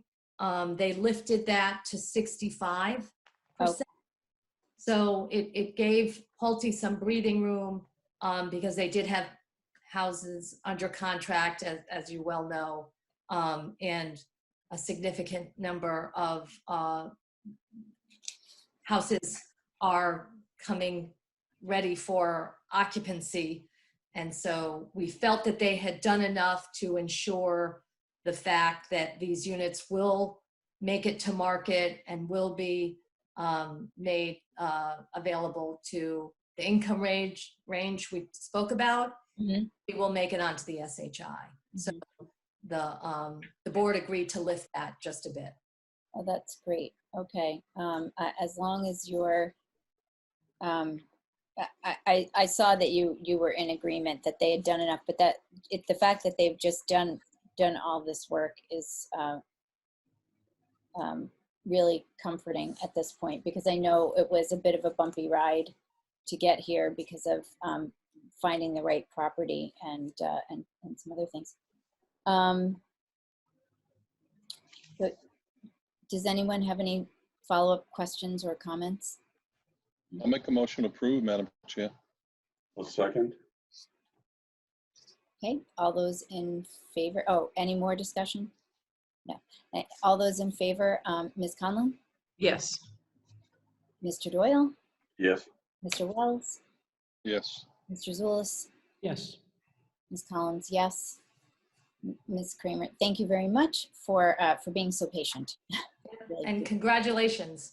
Yes, well, again, you really are the ones who made it happen, the two of you. You worked tirelessly, and we also owe DHCD a debt because they listened and really worked with us, and I'm very excited about the new partnership that we've been forming over these past couple of years that you and Tom have been working with them. So thank you so much. Great. Thanks again, everyone. Have a good night. You too. Take care. Good night, Julie. Bye-bye. There's 2 units. Okay. So now we move on to item 14, approval, authorize the chair to sign reserve fund and year-end transfers. I will. I'll make a motion, Madam Chair, to author. Oh, go ahead, Katie. I was going to make it. No? Well, I think Okay. Katie was going to explain. No, I was just going to make a motion as well, but the wording should be to approve and forward to the warrant committee. Second. Oh, I see. All right, Made the so motion, second. to approve and forward to the warrant committee that reserve fund and year-end transfers on behalf of the board. Yeah, Richard second. if Richard will accept that. Absolutely, pardon me. absolutely. Second. Madam Chair, you'll be fine with it. You'll figure it out. It flows. Any discussion? No, Just- okay. No discussion. All those in favor, Ms. Conlon, Yes. Mr. Doyle, Yes, Mr. Wells, Yes. Mr. Zulus, Yes. Ms. Collins, yes. Good.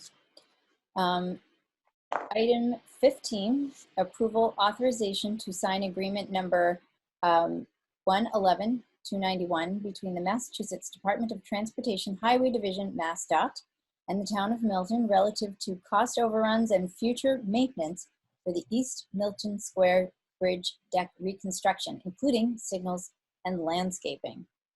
I'll offer that as a motion for the discussion purposes. Second.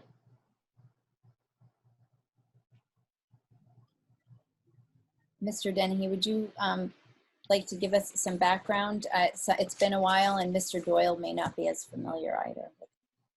Thank you, Madam Chair, and members of the board. As we approach the nearing of this contract getting underway, we received about 90% of the documentation we were looking for.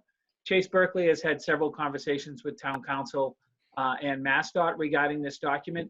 We are missing one document that the Town Council would like to take a look at, but Chase Berkeley's here. He can give you a brief synopsis as to what either this board can sign or you can authorize me to sign once we get our hands on Exhibit A. We think what that document is, but basically it's a signature necessary between the town and MassDOT with respect to the East Milton Deck reconstruction project, which would be getting underway very soon. Chase, would you like to add to my words about your conversations you've had regarding this? Yes, sure. So hi, everyone. Chase Berkeley, Director of Public Works. So this agreement's main purpose is to define what they call participating and non-participating costs of the project. Typically, these projects occur on town or city-owned roadways, and sometimes there is work that the municipality or town requests that goes beyond what Mass DOT specifications call for. So, for example, if a town wanted to put in brick sidewalks, that cost would exceed the typical cost for a Mass DOT project, which would be concrete. So they separate those costs and ask for that municipality or town to pay for them directly. And so this document really defines how that payment works and also sets some limits on it. So our project is a little more complicated for a couple of reasons. One, there's federal earmarks involved which don't have any type of conditions on what they can be spent on. So when this project was put together, there actually is no non-participating costs associated with it. So that's one piece of it. The other piece is that this space is shared by both the town and the Mass DOT. We own and maintain the deck, and the Mass DOT owns underneath it. So it just complicates it a little. So this is really a boilerplate agreement that they use for all projects. It's just we want to make sure that we apply it correctly given the complexities of this particular project.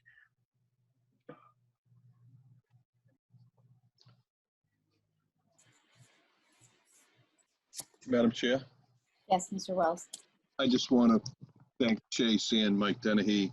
Having been involved in this when the start when we were chair, when we went out to bid, when I saw the bid price come in at almost 1.8 million over what we expected, I mean, East Milton's been waiting for we've all been waiting for this for so long, and so much work has gone into it, and I just want to say thank you all, and Howard Stein Hudson as well, for securing all the funds necessary to get this project done as needed.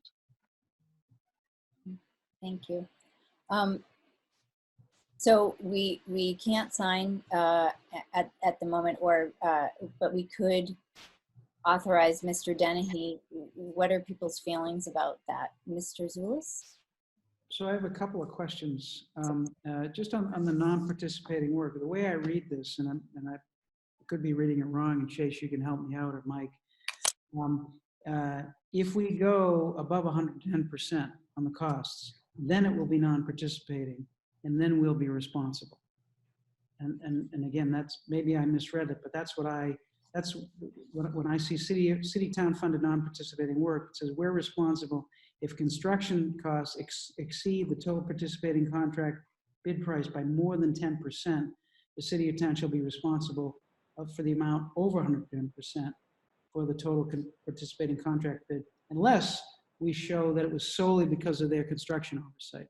So it sounds like that unless it's because of their construction oversight, if we go 110%, over 110%, it's on our dime. Is that, and then that's one question. I have one more. Chase, do you want to handle that based on your conversations with Mark Ravelise from Howard Stein Hudson and MassDOT? Yeah, so I think, Mr. Zulus, you're reading that the way I read it, and that's one of the reasons that we want to be clear with this, only because of that complexity that I mentioned, that some of this project is MassDOT working on their own structure. So those costs, I don't think it would be fair for the town to have to burden those extra costs where we have no role in that piece of the project. So that's one of the reasons we want to make sure we get this right. Yeah. As a follow-up to your question, Mr. Zulus, so does that mean we're getting a schedule of things that they're working on that are on their property, so we'll be able to track that, or how does that work? Yes, so the project is broken into bid items, and those are defined in the plans and specifications of what portions of the deck and the above deck and below deck are worked on. So they will be able to track that pretty accurately. Mr. Zulus, you had more questions? Yeah, just two other things. One is it fair to say that the contract price is already over 110%, or maybe it's the way it's allocated, so it's not? So that's one question. And then the other question is, Howard Stein Hudson came in at various stages of the project with the schematics and the PowerPoints showing us everything we're going to get. And the question is all that included in everything we're going to get? I mean, are we still getting what we were going to get, what they said we were going to get when they made the presentations? Yes. Yes, Yes. so I'll just elaborate if you'd like. So the agreement reads that it's the bid price that's used, not the design estimate for the 110% amount. And that bid price is associated with the 100% plans and specifications that show all those amenities. And because of what I meant, the federal earmarks, some of those things like putting up the town clock and things like that are covered by the earmarks, so they were not defined as non-participating.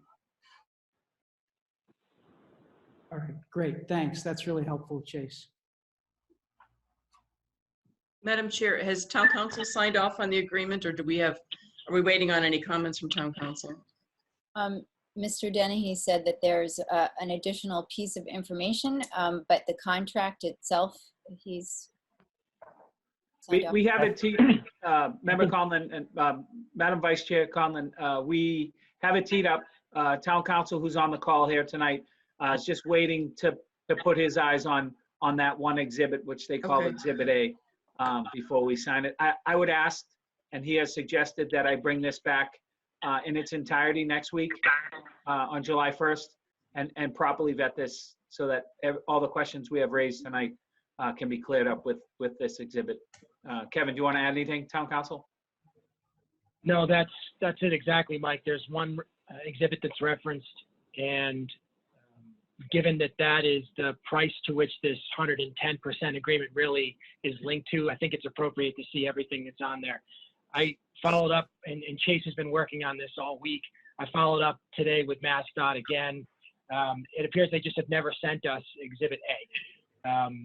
So we followed up with them today a couple times, and I expect that we'll hear back from them within the next day or two and have then the full agreement with the exhibit ready to be reviewed by all of you and signed off on. Okay, then why don't shall I withdraw the motion? Yes. If we could defer it, Madam Vice Chair, I'd appreciate that. That's fine. Madam Chair, Mr. Denny, is next week okay, or do we need more time? No, to be honest with you, it's the sooner the better. But with what's going on down in East Milton Square this week, and Chase can talk to that very quickly, and we apologize to everyone for the inconvenience, but they're finally putting the final touches on Granite Ave and Adams Street and some of the surrounding streets.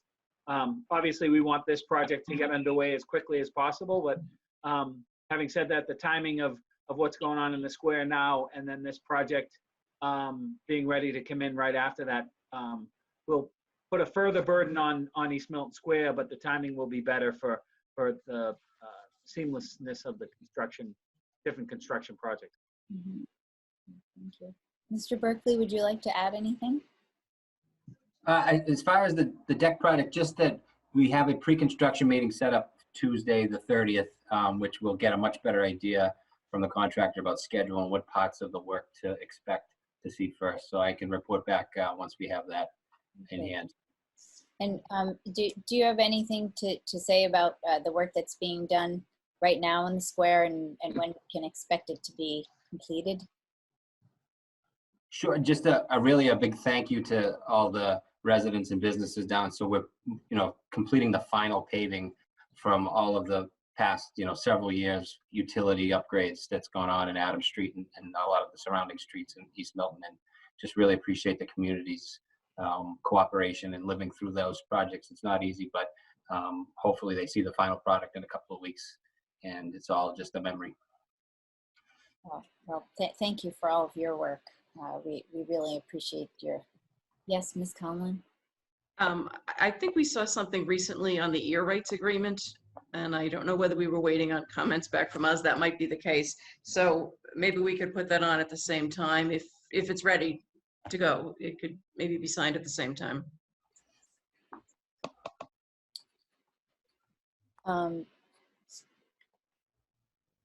Mr. Freitag, do you think that would be possible? I think it might be. We've had some conversations with Mass DOT recently where they've changed their position, as it were, from the last time that we were discussing the amendments to the airspace license agreement. And I think that their position is now very much in line with what the town was looking for previously. So I think we're very close, actually. Great, thank you. And maybe you can be in contact with Mr. Dennehy about when it's ready to go. Absolutely. Thank you. Okay. I think we actually had some additional documents, though, on the East Milton deck project, and I didn't know if anybody had any comments or questions, or Mr. Doyle, if you had a chance to look at the project illustration, if you had any questions, since we have Mr. Berkeley here, if you wanted to ask anything. Thank you, Madam Chair, for that opportunity. I previously had served on the East Milton Square Business and Citizens Advisory Committee, and have been attending some of the meetings at which Hudson has presented. So I feel things are right where they belong. Wonderful, thank you. All right, if there are no further questions or comments, say thank you to Mr. Berkeley. Really appreciate your patience being here. Thank you, Chase. Thank you, Kevin. Thank you. Good night, everybody. Thank you. Good night, Chase. Okay, let's see. So item 16. So this is the July 28th special town meeting warrant greeting and index page. We actually don't need to do this today because we have a meeting tomorrow at noon to address this. And that also is the same for item 17, approval July 28th special town meeting warrant. So we'll address that tomorrow and defer that until then. Does anyone have any questions or yes? Mr. Zulus, you're muted. No, that's okay. We get used to that. On item 18, the warrant. 17 warrant. I do have a thought on the electronic delivery article, and I believe Mr. Freitag thought it was okay for us to raise suggestions since we do have approval of the warrant. I believe he thought it was okay for us to talk about suggestions tonight so that people could think about them for tomorrow. And if I'm right about that, I would like to make a suggestion on the electronic delivery of the warrant. Is that correct, Kevin? I think that that's all right. I think you can have some limited discussion about that because it is tied to the approval of the warrant. I think tomorrow, you can certainly have a robust discussion about it, but just in terms of maybe just previewing a few of those concepts, I think that that's probably fine for this evening. Okay, well, that's good because then we have another one to look at. Take it away, Mr. Zulus. Okay, so the quick preview on the electronic delivery. The issue that was raised in town meeting was access and trying to provide as much access as possible. I think we want to do that and try to address that concern without making the article so that it's ineffective and doesn't achieve the goals that it achieves. So my suggestion is that we think about adding in the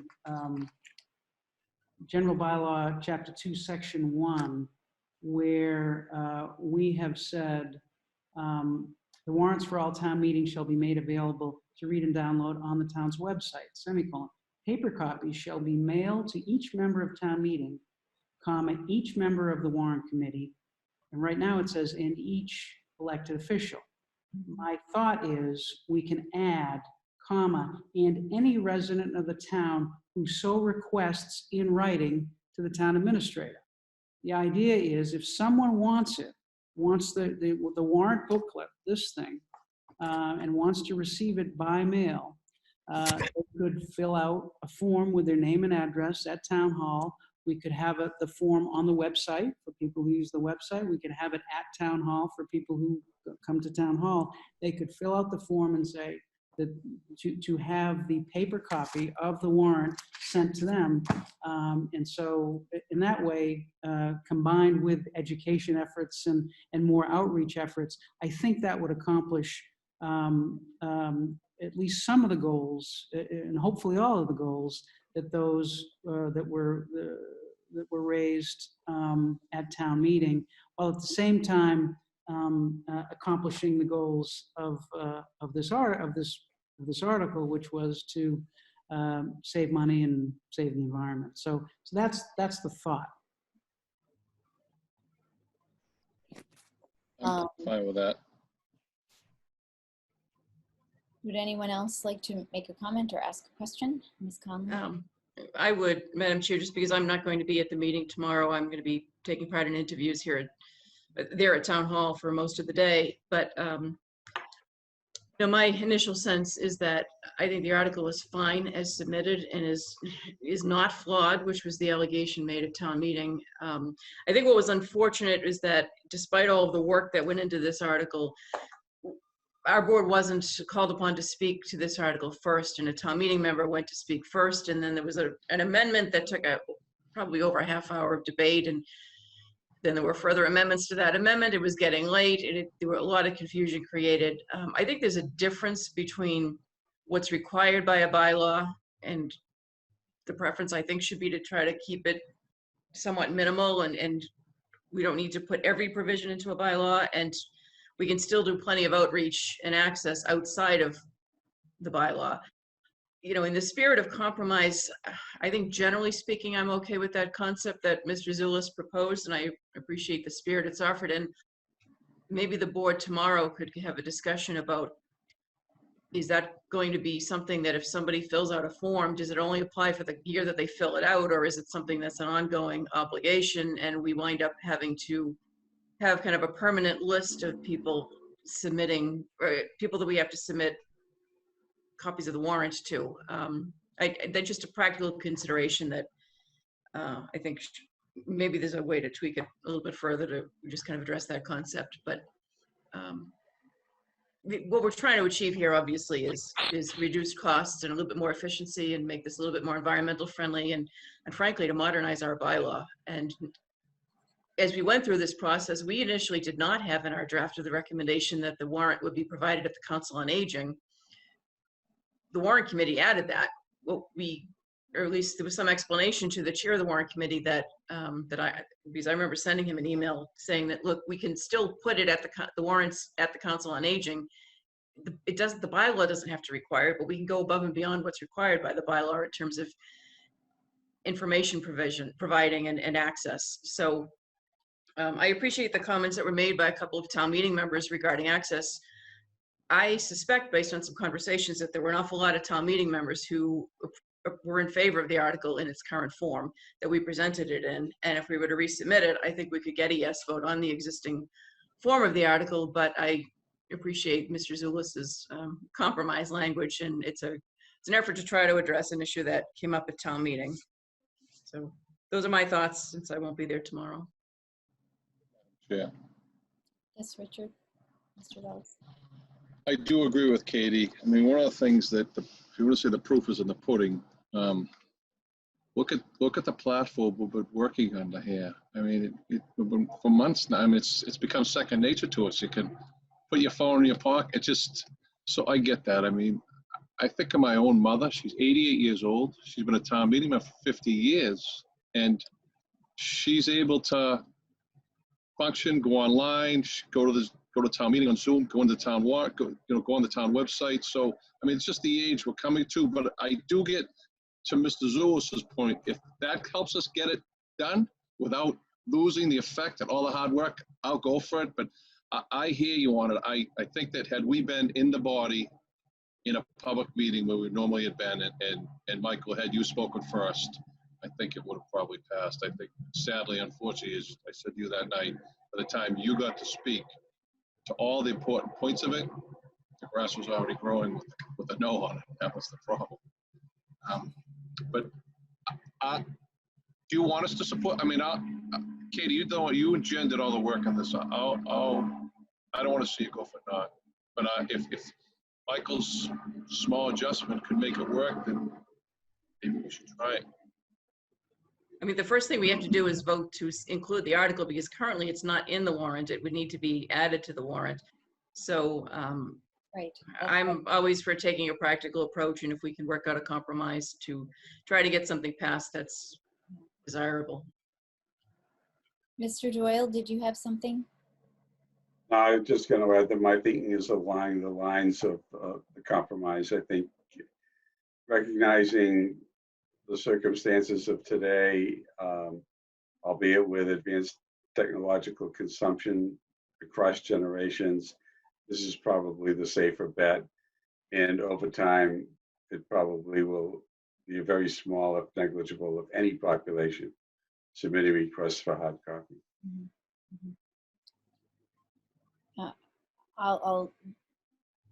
I'll say that I also appreciate the compromise and trying to get it done. And there are people who really need that paper copy, my mother being one. And she does read the warrant.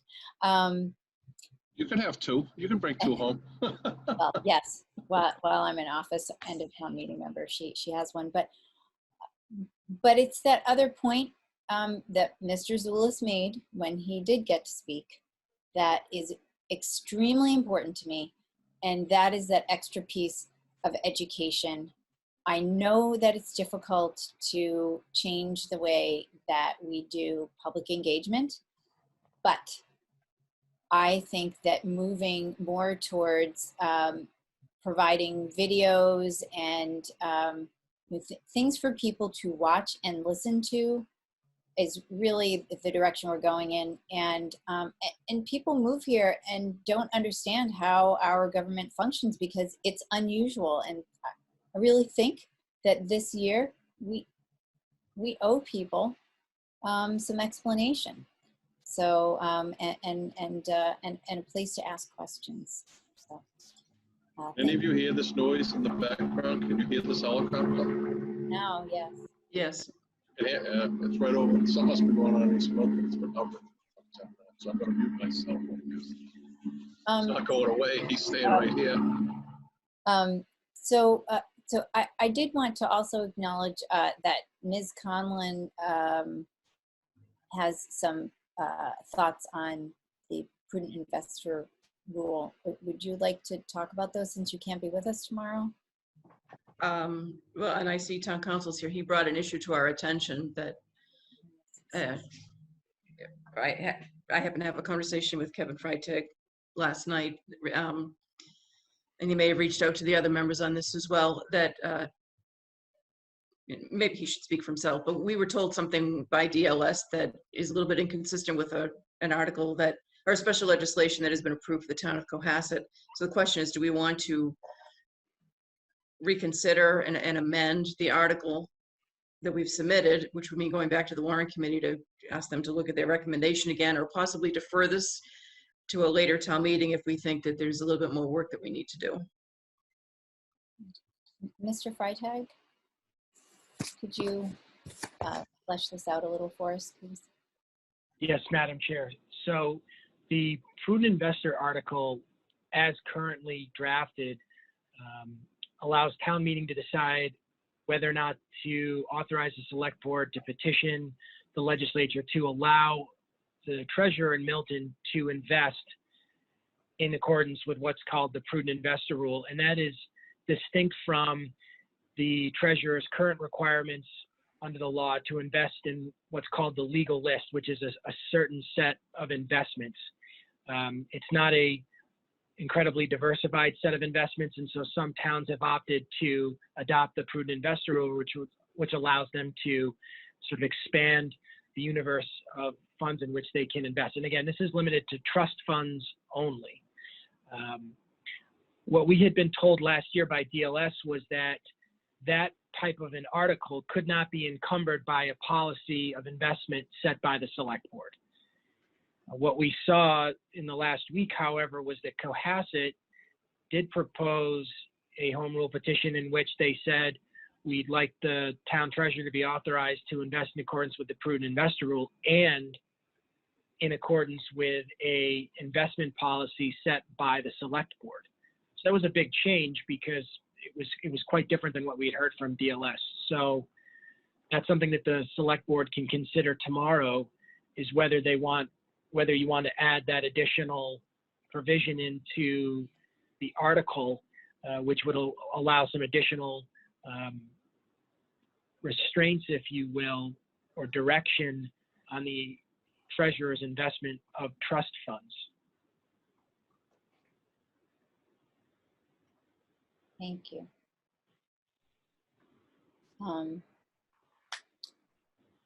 There are perhaps, though, some extenuating circumstances that's not clear if we were to do that. And I think that's one reason that Ms. Conlon was asking if we might consider withdrawing it for the moment so that we could really investigate whether there would be any potentially negative ramifications for us tying it to an investment policy proper. Ms. Conlon, did you? Oh, Well, yeah, I think it was just that this just came up and we haven't looked at the existing investment policy in quite a while, and the finance committee hasn't. And what's the sense of the majority? Do we want to go back and revisit that and consider withdrawing this article until we've had time to think that issue through and decide whether we want to follow the Cohasset model or the model that we've already submitted to the warrant committee? So I think it depends on what's in the investment policy and how specific or how detailed that is or might be revised to be. Mr. Wells, you had raised your hand. You're muted. I was going to ask Katie, you two sit on finance. I'm going to defer to you two. If you think we should wait and move it to the fall, I'm fine with that. Well, and Jim is actually going to try to come to our meeting tomorrow, and I believe Mr. Freitag, I should say our treasurer, Okay. McAuliffe. And Mr. Freitag, are you with us tomorrow as well? Yes. Okay.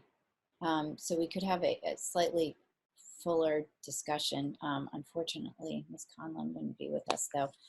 It's okay. I think you should get the treasurer's opinion on it since he's the one who came to us with this article. Right. Mr. Zulus? I was just going to say, one way or the other, I think it's important to move forward on this Okay. so that the treasurer does have the opportunity to diversify investments. If we're going to have another town meeting in October and it's on October, I guess we're not losing much then. But if it's not going to be until December or January or perhaps until May, I would like to move forward because I think it's important. It's important to do that. Right. Those are my sentiments as well. And we are not having an October meeting. There's just no way that the clerk's office could put that together. But again, we have time to think about it and to hear from Jim as well, because we don't know what he will say, even though he knows about this. But over the course of a day, he may come to us with something. So we'll revisit it tomorrow. It looks as if we're complete. Do we need to approve the revised order of the index since that is on the agenda as 16? Do we need to do that tonight? There was an early draft of the warrant that had right a different order, and now we have a new proposed order, and it might be something to discuss whether it makes sense. Right. I mean, we could do that, and then if we do end up adding the other warrant article, we could do it again. Madam Chair, I'll make a motion on item 16 to approve the July 28th special town meeting warrant greeting and index page. And actually, I have a question. Could we separate these perhaps? The votes? Well, I don't know. I guess I have a question. The index page, I think is a little different from the greeting. And the index, we really have a couple of proposals, I think, for the order of things. And so, or does it matter? Should we just vote them together? Do you want to go over what the index is currently? Yes, thank you. So currently,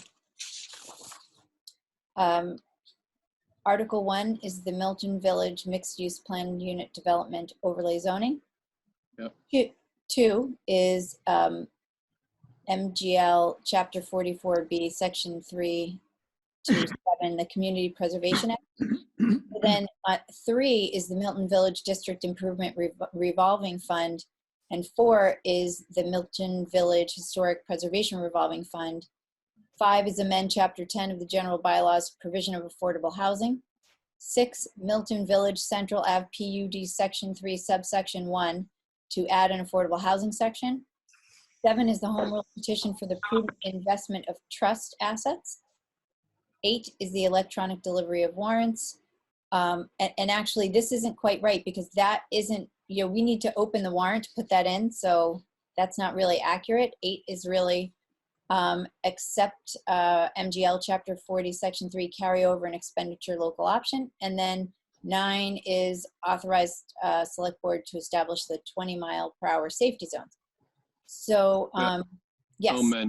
Madam Chair, I'll amend my motion to just approve the July 28th special town meeting greeting page.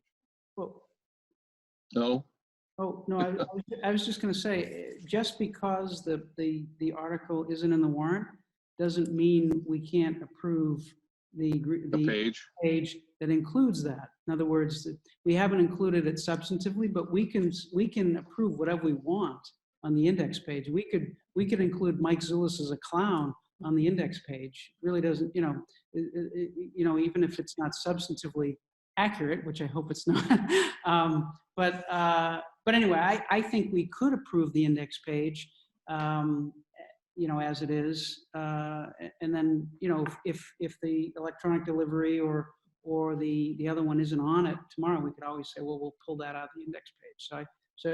And I would also suggest, I think, while you're reading, Madam Chair, Hillary had a different draft on the screen of the index that included the Milton Village articles as 1 through 4 all together. That was my suggestion she put up. I hadn't meant for her to necessarily put that up. I think that makes, personally, I think that makes a lot of sense, including the Milton Village ones is 1 to 4, CPA is number 5, and then going on down. So. Okay. Okay, that's why I brought it up, because we've seen a few different versions of this, and that's just a testament to the fact that Hillary and Lynn Hoy and a lot of other people are working very hard to scramble to get this warrant together. So, okay. So yes, that my feeling was, since those all travel together, that they should go together. And I did confirm that with Cheryl Tagayas, since she's been working on all the Milton Village zoning, along with Ms. Conlon and so many other people. But So, Madam Chair, I'm going to stick to my original motion. Yep, it's your original motion. I'll second his motion. I'll support it. Any more discussion? I can't imagine, but okay. All those in favor, Ms. Conlon? Yes. Mr. Doyle? Yes. Mr. Wells? Yes. Mr. Zulus? Yes. Ms. Collins? Yes. Excellent. Okay. 18. Approval. Let's see. This is the memorandum of agreement with the Milton Public Employees Association. Mr. Dennehy, would you like to give us a brief? Yes, thank you, Madam Chair. Members of the board, very briefly, very productive 14 months with the Milton Public Employees Association.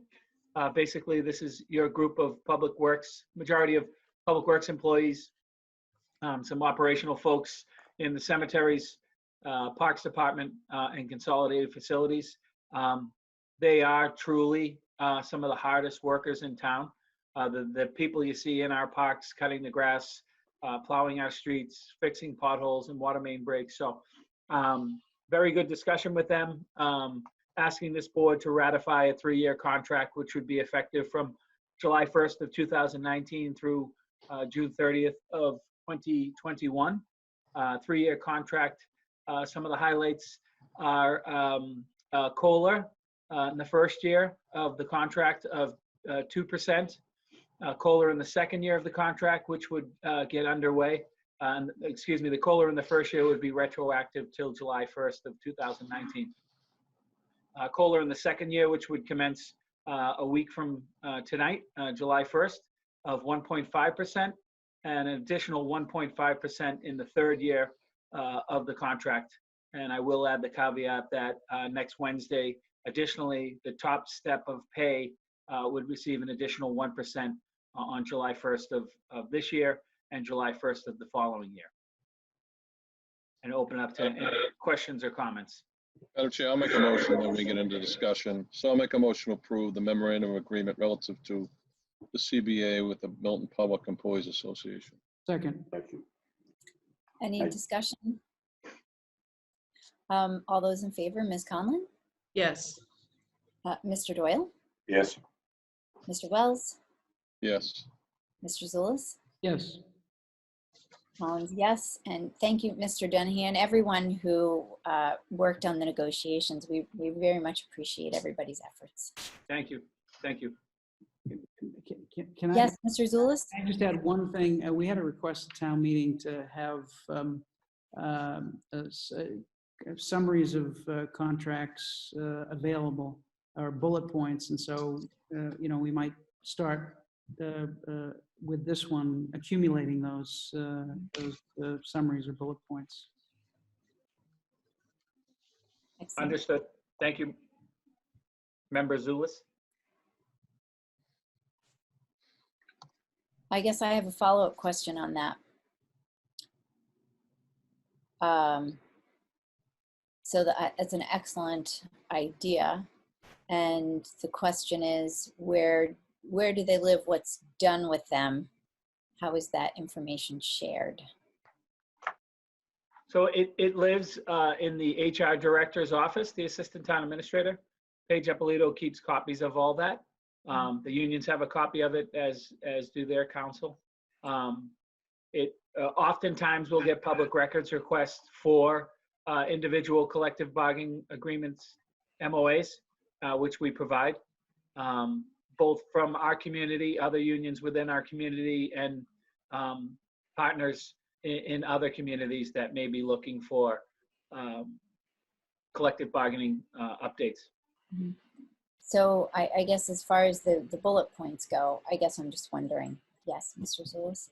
I think the thought at town meeting was, if we could put, either summaries or bullet points somewhere on the website, so people would have access to for example, this one would say the increases were, 2 and 1.5, and just kind of, I think the request was just to have some of the bullet points, the broad strokes of the contracts accessible. So my thought was it would live somewhere online. Mm-hmm. Mm-hmm. Okay.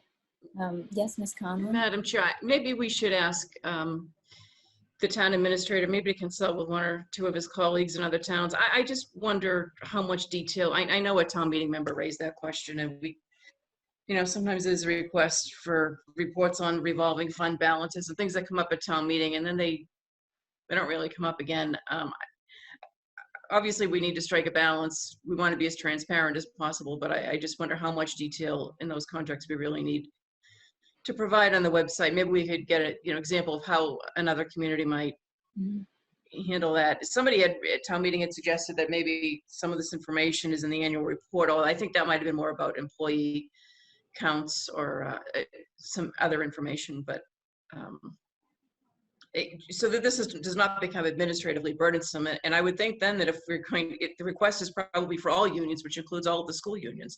So maybe we should try to figure out what's the best way of handling that, and is there any guidance on how to, without administratively burdening the office, provide some of that information publicly. So is that something that might be an appropriate conversation for the select board finance committee and the school finance committee to have a discussion about with Mr. Dennehy, or? I like what Vice Chair Conlon's talking about. I'd like to get direction from another community. All of these documents are public documents. There's so much involved with this. I mean, this agreement we're talking about tonight has upwards of 20 bullet points in it. And I know the question specifically at town meeting was about the COLA. But there's so much built into these collective bargaining agreements and the memorandums of understanding.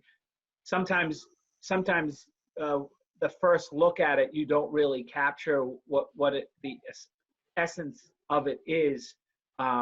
There's more to these than, the monetary benefit. Sometimes there's accrual leave, and other times there's stipends and non-pensionable stuff. So it's not as simple as just putting a Excel spreadsheet somewhere, because that in and of itself isn't necessarily comparing apples to apples. So I agree with Vice Chair Conlon. We should probably take a harder look at this, and anyone who was at town meeting virtually or watched it who would like that information, we can certainly provide it, and we do. I just don't know where it should live or in what form it should take. Right. Well, my concern is that more sort of qualitative information that's difficult for people to understand, because they're not in the day-to-day operations of things. So thank you for doing some of that research. Okay, let's see. So I think, did we actually, I'm sorry, I got, We need to vote. We need to vote. Oh, no, we Madam Chair. voted. we Oh, we did vote? Yeah. Yeah, we voted. Okay. All right, so Okay, so no, it's getting late. 19. Appoint the select board housing committee member. Hopefully we'll be having another one. Thank you. I'll make a motion to appoint my dear neighbor and friend, planning board member Kathleen O'Donnell to the Select Board Housing Committee with a term expiring June 30th, 2020, and I'll leave it to you to make. I'll second. I would just like to thank Rich Beeler, who was the planning board's representative on the housing committee. He always had a fresh idea and a new perspective, and I'm really going to miss him. And at the same time, we're all very excited to have now Kathleen join us as the planning board's representative, and she's already working on some of the zoning from the housing production plan that was accepted in January by DHCD. So thank you for joining us, Kathleen. So Madam Chair, going back to items 8, 9, and 10, you'll be seeing a lot of Rich Baylor this year. Yeah. All right, all those in favor, no one has anything else to say, yes? Okay. Ms. Conlon? Yes. Mr. Doyle? Yes. Mr. Wells? Yes. Mr. Zulus? Yes. Ms. Collins, yes. Thank you. Madam Chairman. Item 20, reappointment to the Council on Aging. I will. I'll move that we appoint Kathleen Lavery of 115 Governors Road, John Fleming, 27 Melbourne Road, and Roberta Leary of 36 Elliott Street as Council on Aging board members with terms expiring June 30th, 2023. Second. Any discussion? All those in favor, Ms. Conlon? Yes. Mr. Doyle? Yes. Mr. Wells? Absolutely. Mr. Zulus? Yes. Ms. Collins, yes. Okay. And we have another group of appointees. I'll move that we appoint Natalie Fultz of 61 Franklin Street.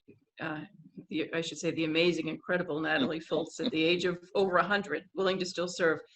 Deborah Neely of 23 Russell Street, Margaret Flaherty, 24 Brackett Street, Mary Jane Campbell, 2 Mountain Laurel Path, Marjorie Mahoney of 50 Elliott Street, and Marianne Sullivan, 50 Elliott Street, as associate board members of the Council on Aging, with terms expiring June 30th, 2021. Second. And thank them all for their service, both groups. Any other comments, questions? No. Yes, we thank everyone and really appreciate Ms. Fultz's inspirational presence. All those in favor, Ms. Conlon? Yes. Mr. Doyle? Yes. Mr. Wells? Yes. Mr. Zulus? Yes. Collins, yes. Okay. 21. We're on to the town administrator's report. Thank you, Madam Chair, for my first town administrator's report with what I believe to be the first chair and vice chair females in Milton's history. So I am obliged this evening and honored to do this. It is with sad news that I announced that I received a phone call from Jean Boylan, who's successfully run the farmers market for so many years down at the wharf. Due to COVID-19 and the extenuating circumstances around life as we know it, there has been some problems coordinating with some of the farmers, and unfortunately this year they're going to have to discontinue operations this year. Very reluctantly. It was a ritual on Thursdays that most of our community has become accustomed to. I think Member Wells will testify that I think Quincy has morphed theirs. I think I saw in the Patriot Ledger today that they're actually doing a drive-through farmers market. So That's correct. unfortunately, we are in unprecedented times, and one of the true community assets led by one of our stalwarts in town, who recently moved to Canton, unfortunately. But we still consider him one of ours, notified me that the farmers market will be suspended for this season. So pretty sad news for those that use it so dutifully. Yes. Just one follow-up from Michael and you, Madam Chair. I don't know how many of you go there, but as Mr. Denny knows, I've been very involved there since the day it started. I used to do hot dogs 4 times a year when I was chief. Food insecurity comes into play there. There are many people who do use SNAP and other, so I don't know how, maybe that might be something on the conference call that we got Pat Brawley know of, maybe in the upcoming weeks, because that's definitely a well-used resource to the people who use the program. So. Yes, I was going to mention that they worked very hard to try to, but they just lost too many vendors Too bad. are going online. But yes, we'll make sure that Pat knows, and also Noreen Dolan, because she also would give out grocery cards and things. Mr. Dennehy is there. I have one more. So we received notification today, if you remember the last 2 years under the Baker-Polito administration, there's a ride share distribution algorithm. So basically, for every ride share that's generated in Milton, the town receives a dime. The state collects 20 cents and gives half of that to the town. So over the past 3 years, in calendar year 2017, a little over 138,000 rides were generated in Milton. Last year, it was a little over 173,000 rides. In calendar year 2019, over 212,000 ride shares were generated in Milton. So the town will be receiving a little over $21,000 soon, working with Public Works to come up with how we're going to spend that. The past 2 years, we bought successfully and deployed a multitude of flashing pedestrian signs and flashing stop signs. Not that they don't work and they're not efficient, but we think we're going to go in a slightly different direction this year. I think the more of them you put out there, the less people pay attention to them. So what we're trying to do is utilize the ones we have and move them around more often, and probably focus this on another project, whether we paint more crosswalks and traffic markings or do something to that point. So we have a little bit of time. The money is available as soon as possible, so it's something that we'd like to get cracking on. So we appreciate the governor's efforts. We obviously don't anticipate a number like that last year with COVID having wiped out the economy for 3 months already, maybe further. But we will certainly use this money efficiently to make sure that our traffic and public safety infrastructure is upgraded accordingly. And that's all I have for tonight. Yeah. So I would, it's chair's report, and I would just like to mention that Bill Clark, our planner of the past 13 years, had his last day today, and there was a reception that was a very nice send-off that was organized by Jen McCullough and Allison Quinn and Lisa Cool, and I'm sure I'm forgetting someone, but it was a lovely occasion, and we appreciate everybody who was able to come out, and thank Bill for the many ways that he's served Milton. I served on the Conservation Commission with him for 5 years, and he was a great mentor and always ready to share his knowledge. And so we all wish him well and thank him. And I also wanted to acknowledge that we do realize that we had an IT snafu, and it's been corrected now, and the vendor has returned us to normal service. And we do apologize to everyone for all of the meetings that had to be canceled last week. And now we're on to members' reports. Ms. Conlon, do you have a report? Thank you, Madam Chair. I wanted to just take a minute to also offer my thanks to the Planning Director, Bill Clark, for his 13 years as Planning Director, and as you said, 14 years on the Conservation Commission before that. Bill grew up in town. He had a lot of institutional knowledge. It's not an easy role serving as Planning Director, because you're constantly balancing on the one hand developers who are contacting you, and then on the other hand dealing with residents and neighbors and abutters who have specific concerns about projects. So it's a difficult role to begin with, and it's also a very time-consuming role. So as we said this morning, Bill has attended many meetings over the years, often was out 3 or 4 nights a week, especially when we didn't have an assistant planner, and he was covering all of the boards in town. And it was a huge time commitment. He still has been attending a lot of meetings, and I'm happy for Bill that he's going to have his evenings back, and his family will have him back in the evenings. So we're moving into a new era for the planning department, and I'm sure the town administrator is going to make a good decision in hiring Bill's successor. But I'm going to miss my friend Bill Clark, and I wish him well and his family well, and appreciate all of his service to the town. Mr. Doyle, do you have a report? No comments at this time. Thank you. Mr. Wells? I just want to echo Katie and your comments on Bill. When we go way back, we worked in scout camp together for Mr. Corona up in the White Mountains way back years ago. He actually reminds me of times of things that from when I was at high school that I forgot. But Katie's right. There's a lot to be said about the institutional knowledge that people develop. And Bill certainly had that, especially as Katie saw on the waterfront and the things that we did down there. And I'd be missed. I mean, he's now going to be part of the legacy, and our community is only as good as the people who work for the town. So it was very nice what everyone did. Funny having it like that, it's just not normal for what the police station we always refer to as the bologna sandwich send-off. With everyone masked and separated, but I know that Billy, he definitely truly appreciated. You saw that in his remarks that he emailed to everyone today. So thank you all for that, and Jen and Allison and Lisa too.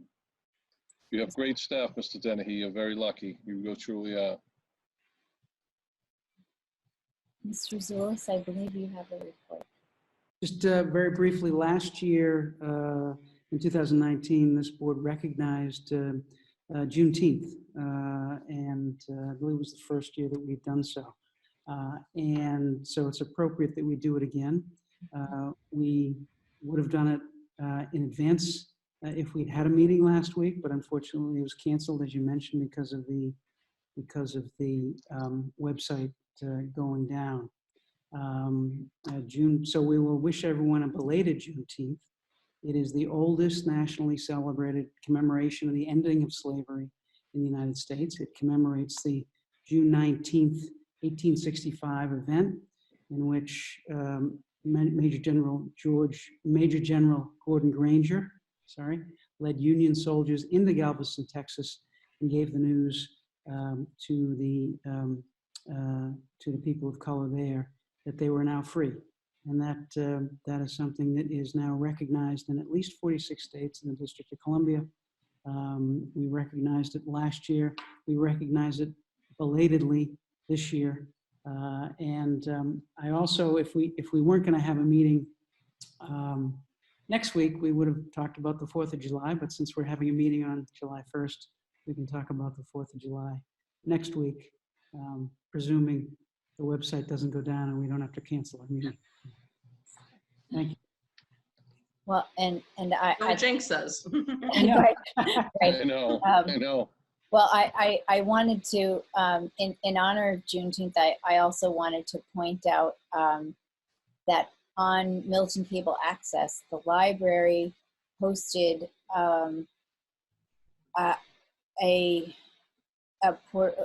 really a one-woman play with the portrayal of Sojourner Truth.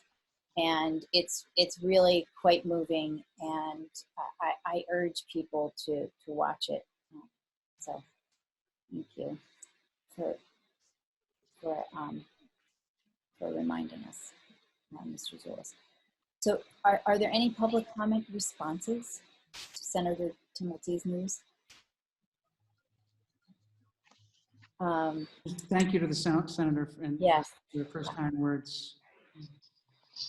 Yes, I think we all enjoy working with him and are really appreciative of his continued energy. I know it's helped me power through this time. So we have approval of meeting minutes. Are people ready to discuss these or to vote on them? I did have a few changes, and I have to apologize that I didn't get them in. But they're very small, and Defer them then to July 1st. Would you like to do that, everyone? Okay. Well, you want to defer all of them, or are any of them ready to go? I just know how they stack up. I'm just like, I agree. So the ones that say June 15th and they're one page, I believe that's June 16th. That's the only thing there. So I think otherwise it's ready to vote. And then I'm ready on June 19th. I'll make a motion on both of those, both June 16th and June 19th. We accept the minutes. Second. Yes. Did you have something? Second. Oh no, Mr. Zulus. Just one thing on the June 16th. There's just a stray S on the June. In addition to Oh, I see. changing the date at the top, there's just a stray S. Subject to edits. Yeah. So I'll make my motion subject to edits. Great. Thank you. All those in favor, Ms. Conlon? Yes. Mr. Doyle? Yes. Mr. Wells? Yes. Mr. Zulus? yes. Ms. Conlon, yes. So anybody who has comments on May 27th and June 15th, please forward them to Hillary. Let's see, I think we're at, sorry. Confirm future meeting dates. So we're meeting on the 1st. And I know people had, some people, I don't know if everybody has, but had expressed some interest in perhaps going back to our 2nd and 4th week schedule. I don't know that we're necessarily ready to do that yet. When was that? Was that somebody else's life, or was that a board 10 years ago? Well, I don't think it well, Katie hosted the MSA webinar today. It was great. And I think Chatham, their select board meets every week as a matter of course. So not unheard of.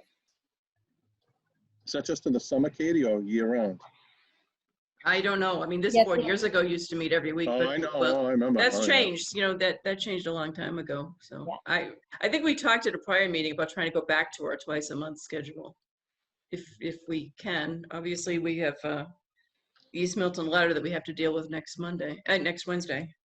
Well, the good thing we have is we still have the emergency ability under the COVID legislation, that we have to call an emergency meeting. We can still do that. So I'm fine with whatever the body wants to do. I'm sure Mr. Zulus is. Thoughts?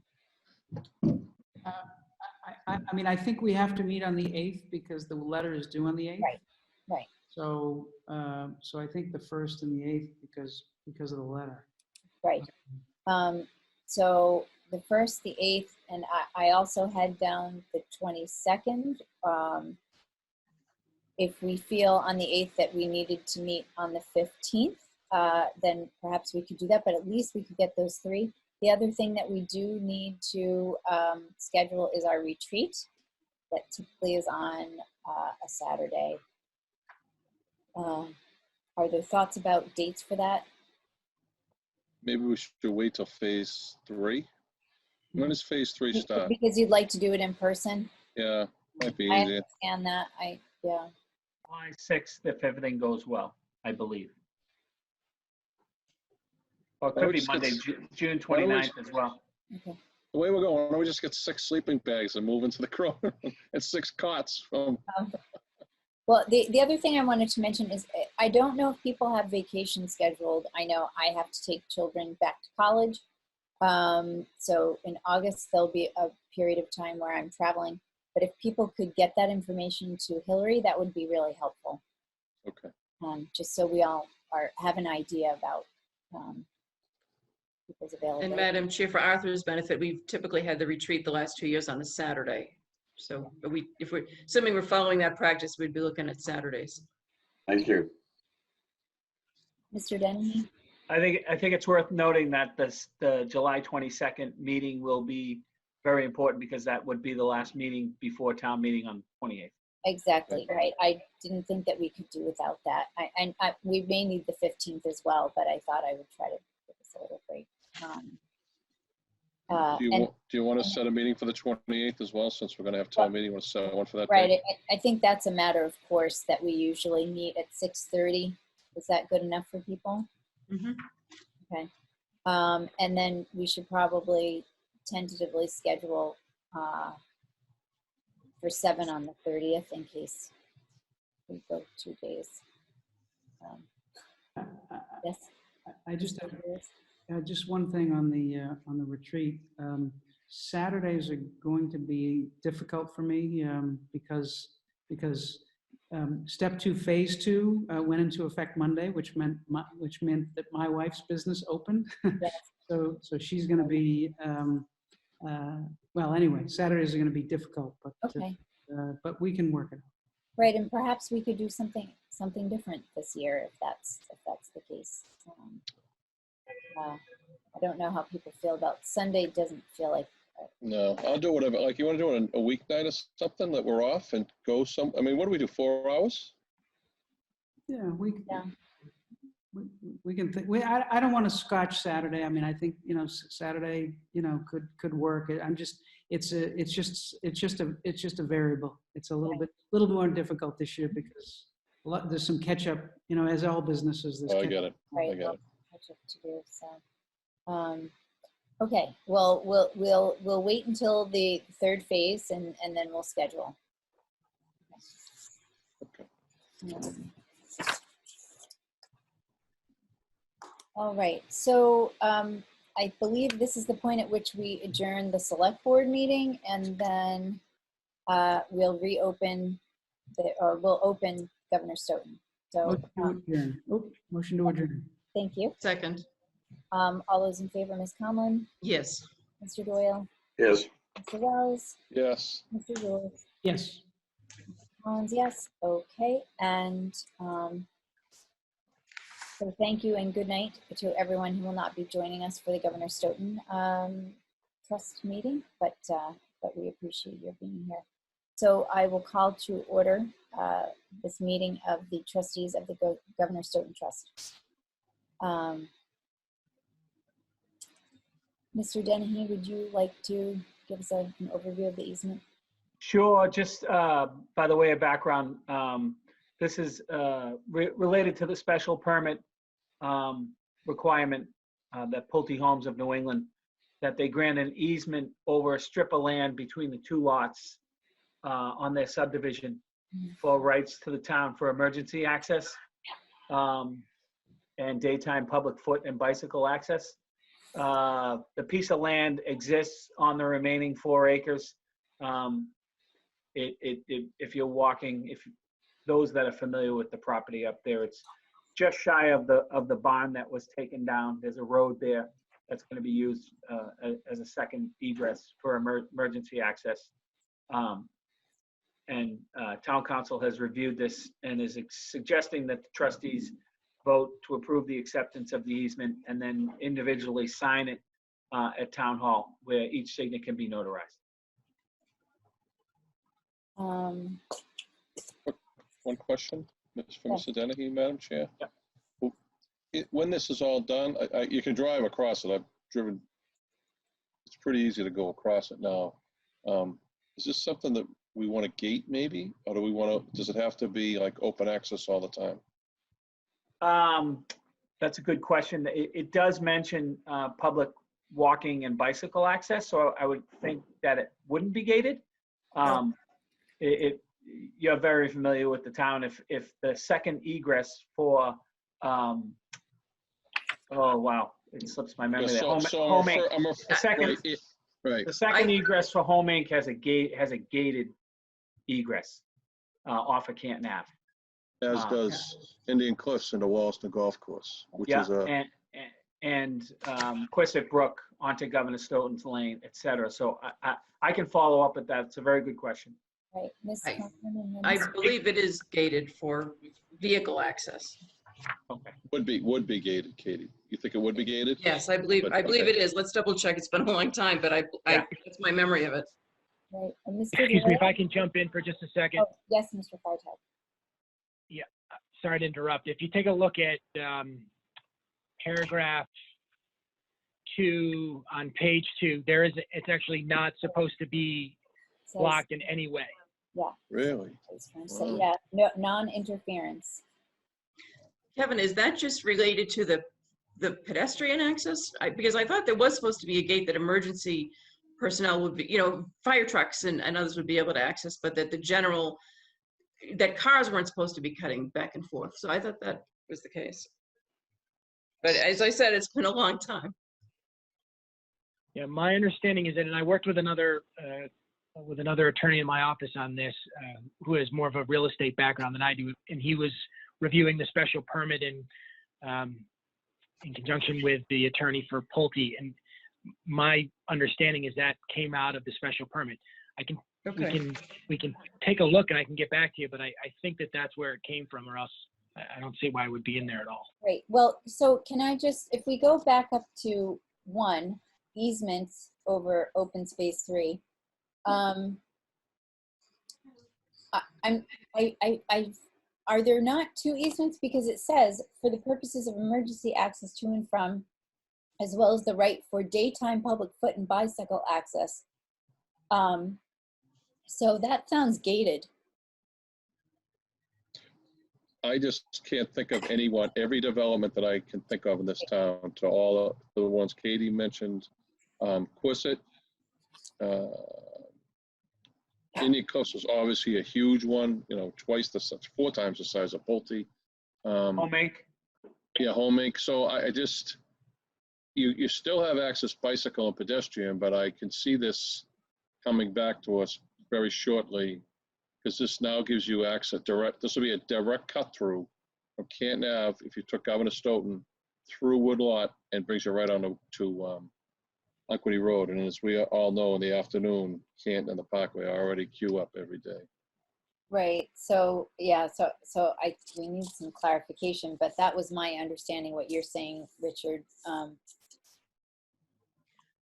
It looks like it's limited to emergency access, right? As well as Right. public foot and bicycle access. So I think that's what I was thinking of, that it's not general vehicular traffic, which is, there have been some suggestions that would be nice to have access for that. But I think the original agreement from a long, long time ago, if I remember it, is, I wasn't on the board at the time, but I thought it was just for emergency access. So maybe, Right. maybe that's, I can't imagine how that would be, because otherwise there wouldn't have had to been a curb cut on, basically onto Unquity. They could have just gone through Governor Stoughton. So I do think, because it's just emergency access foot and bicycle, that it was intended to be gated, so.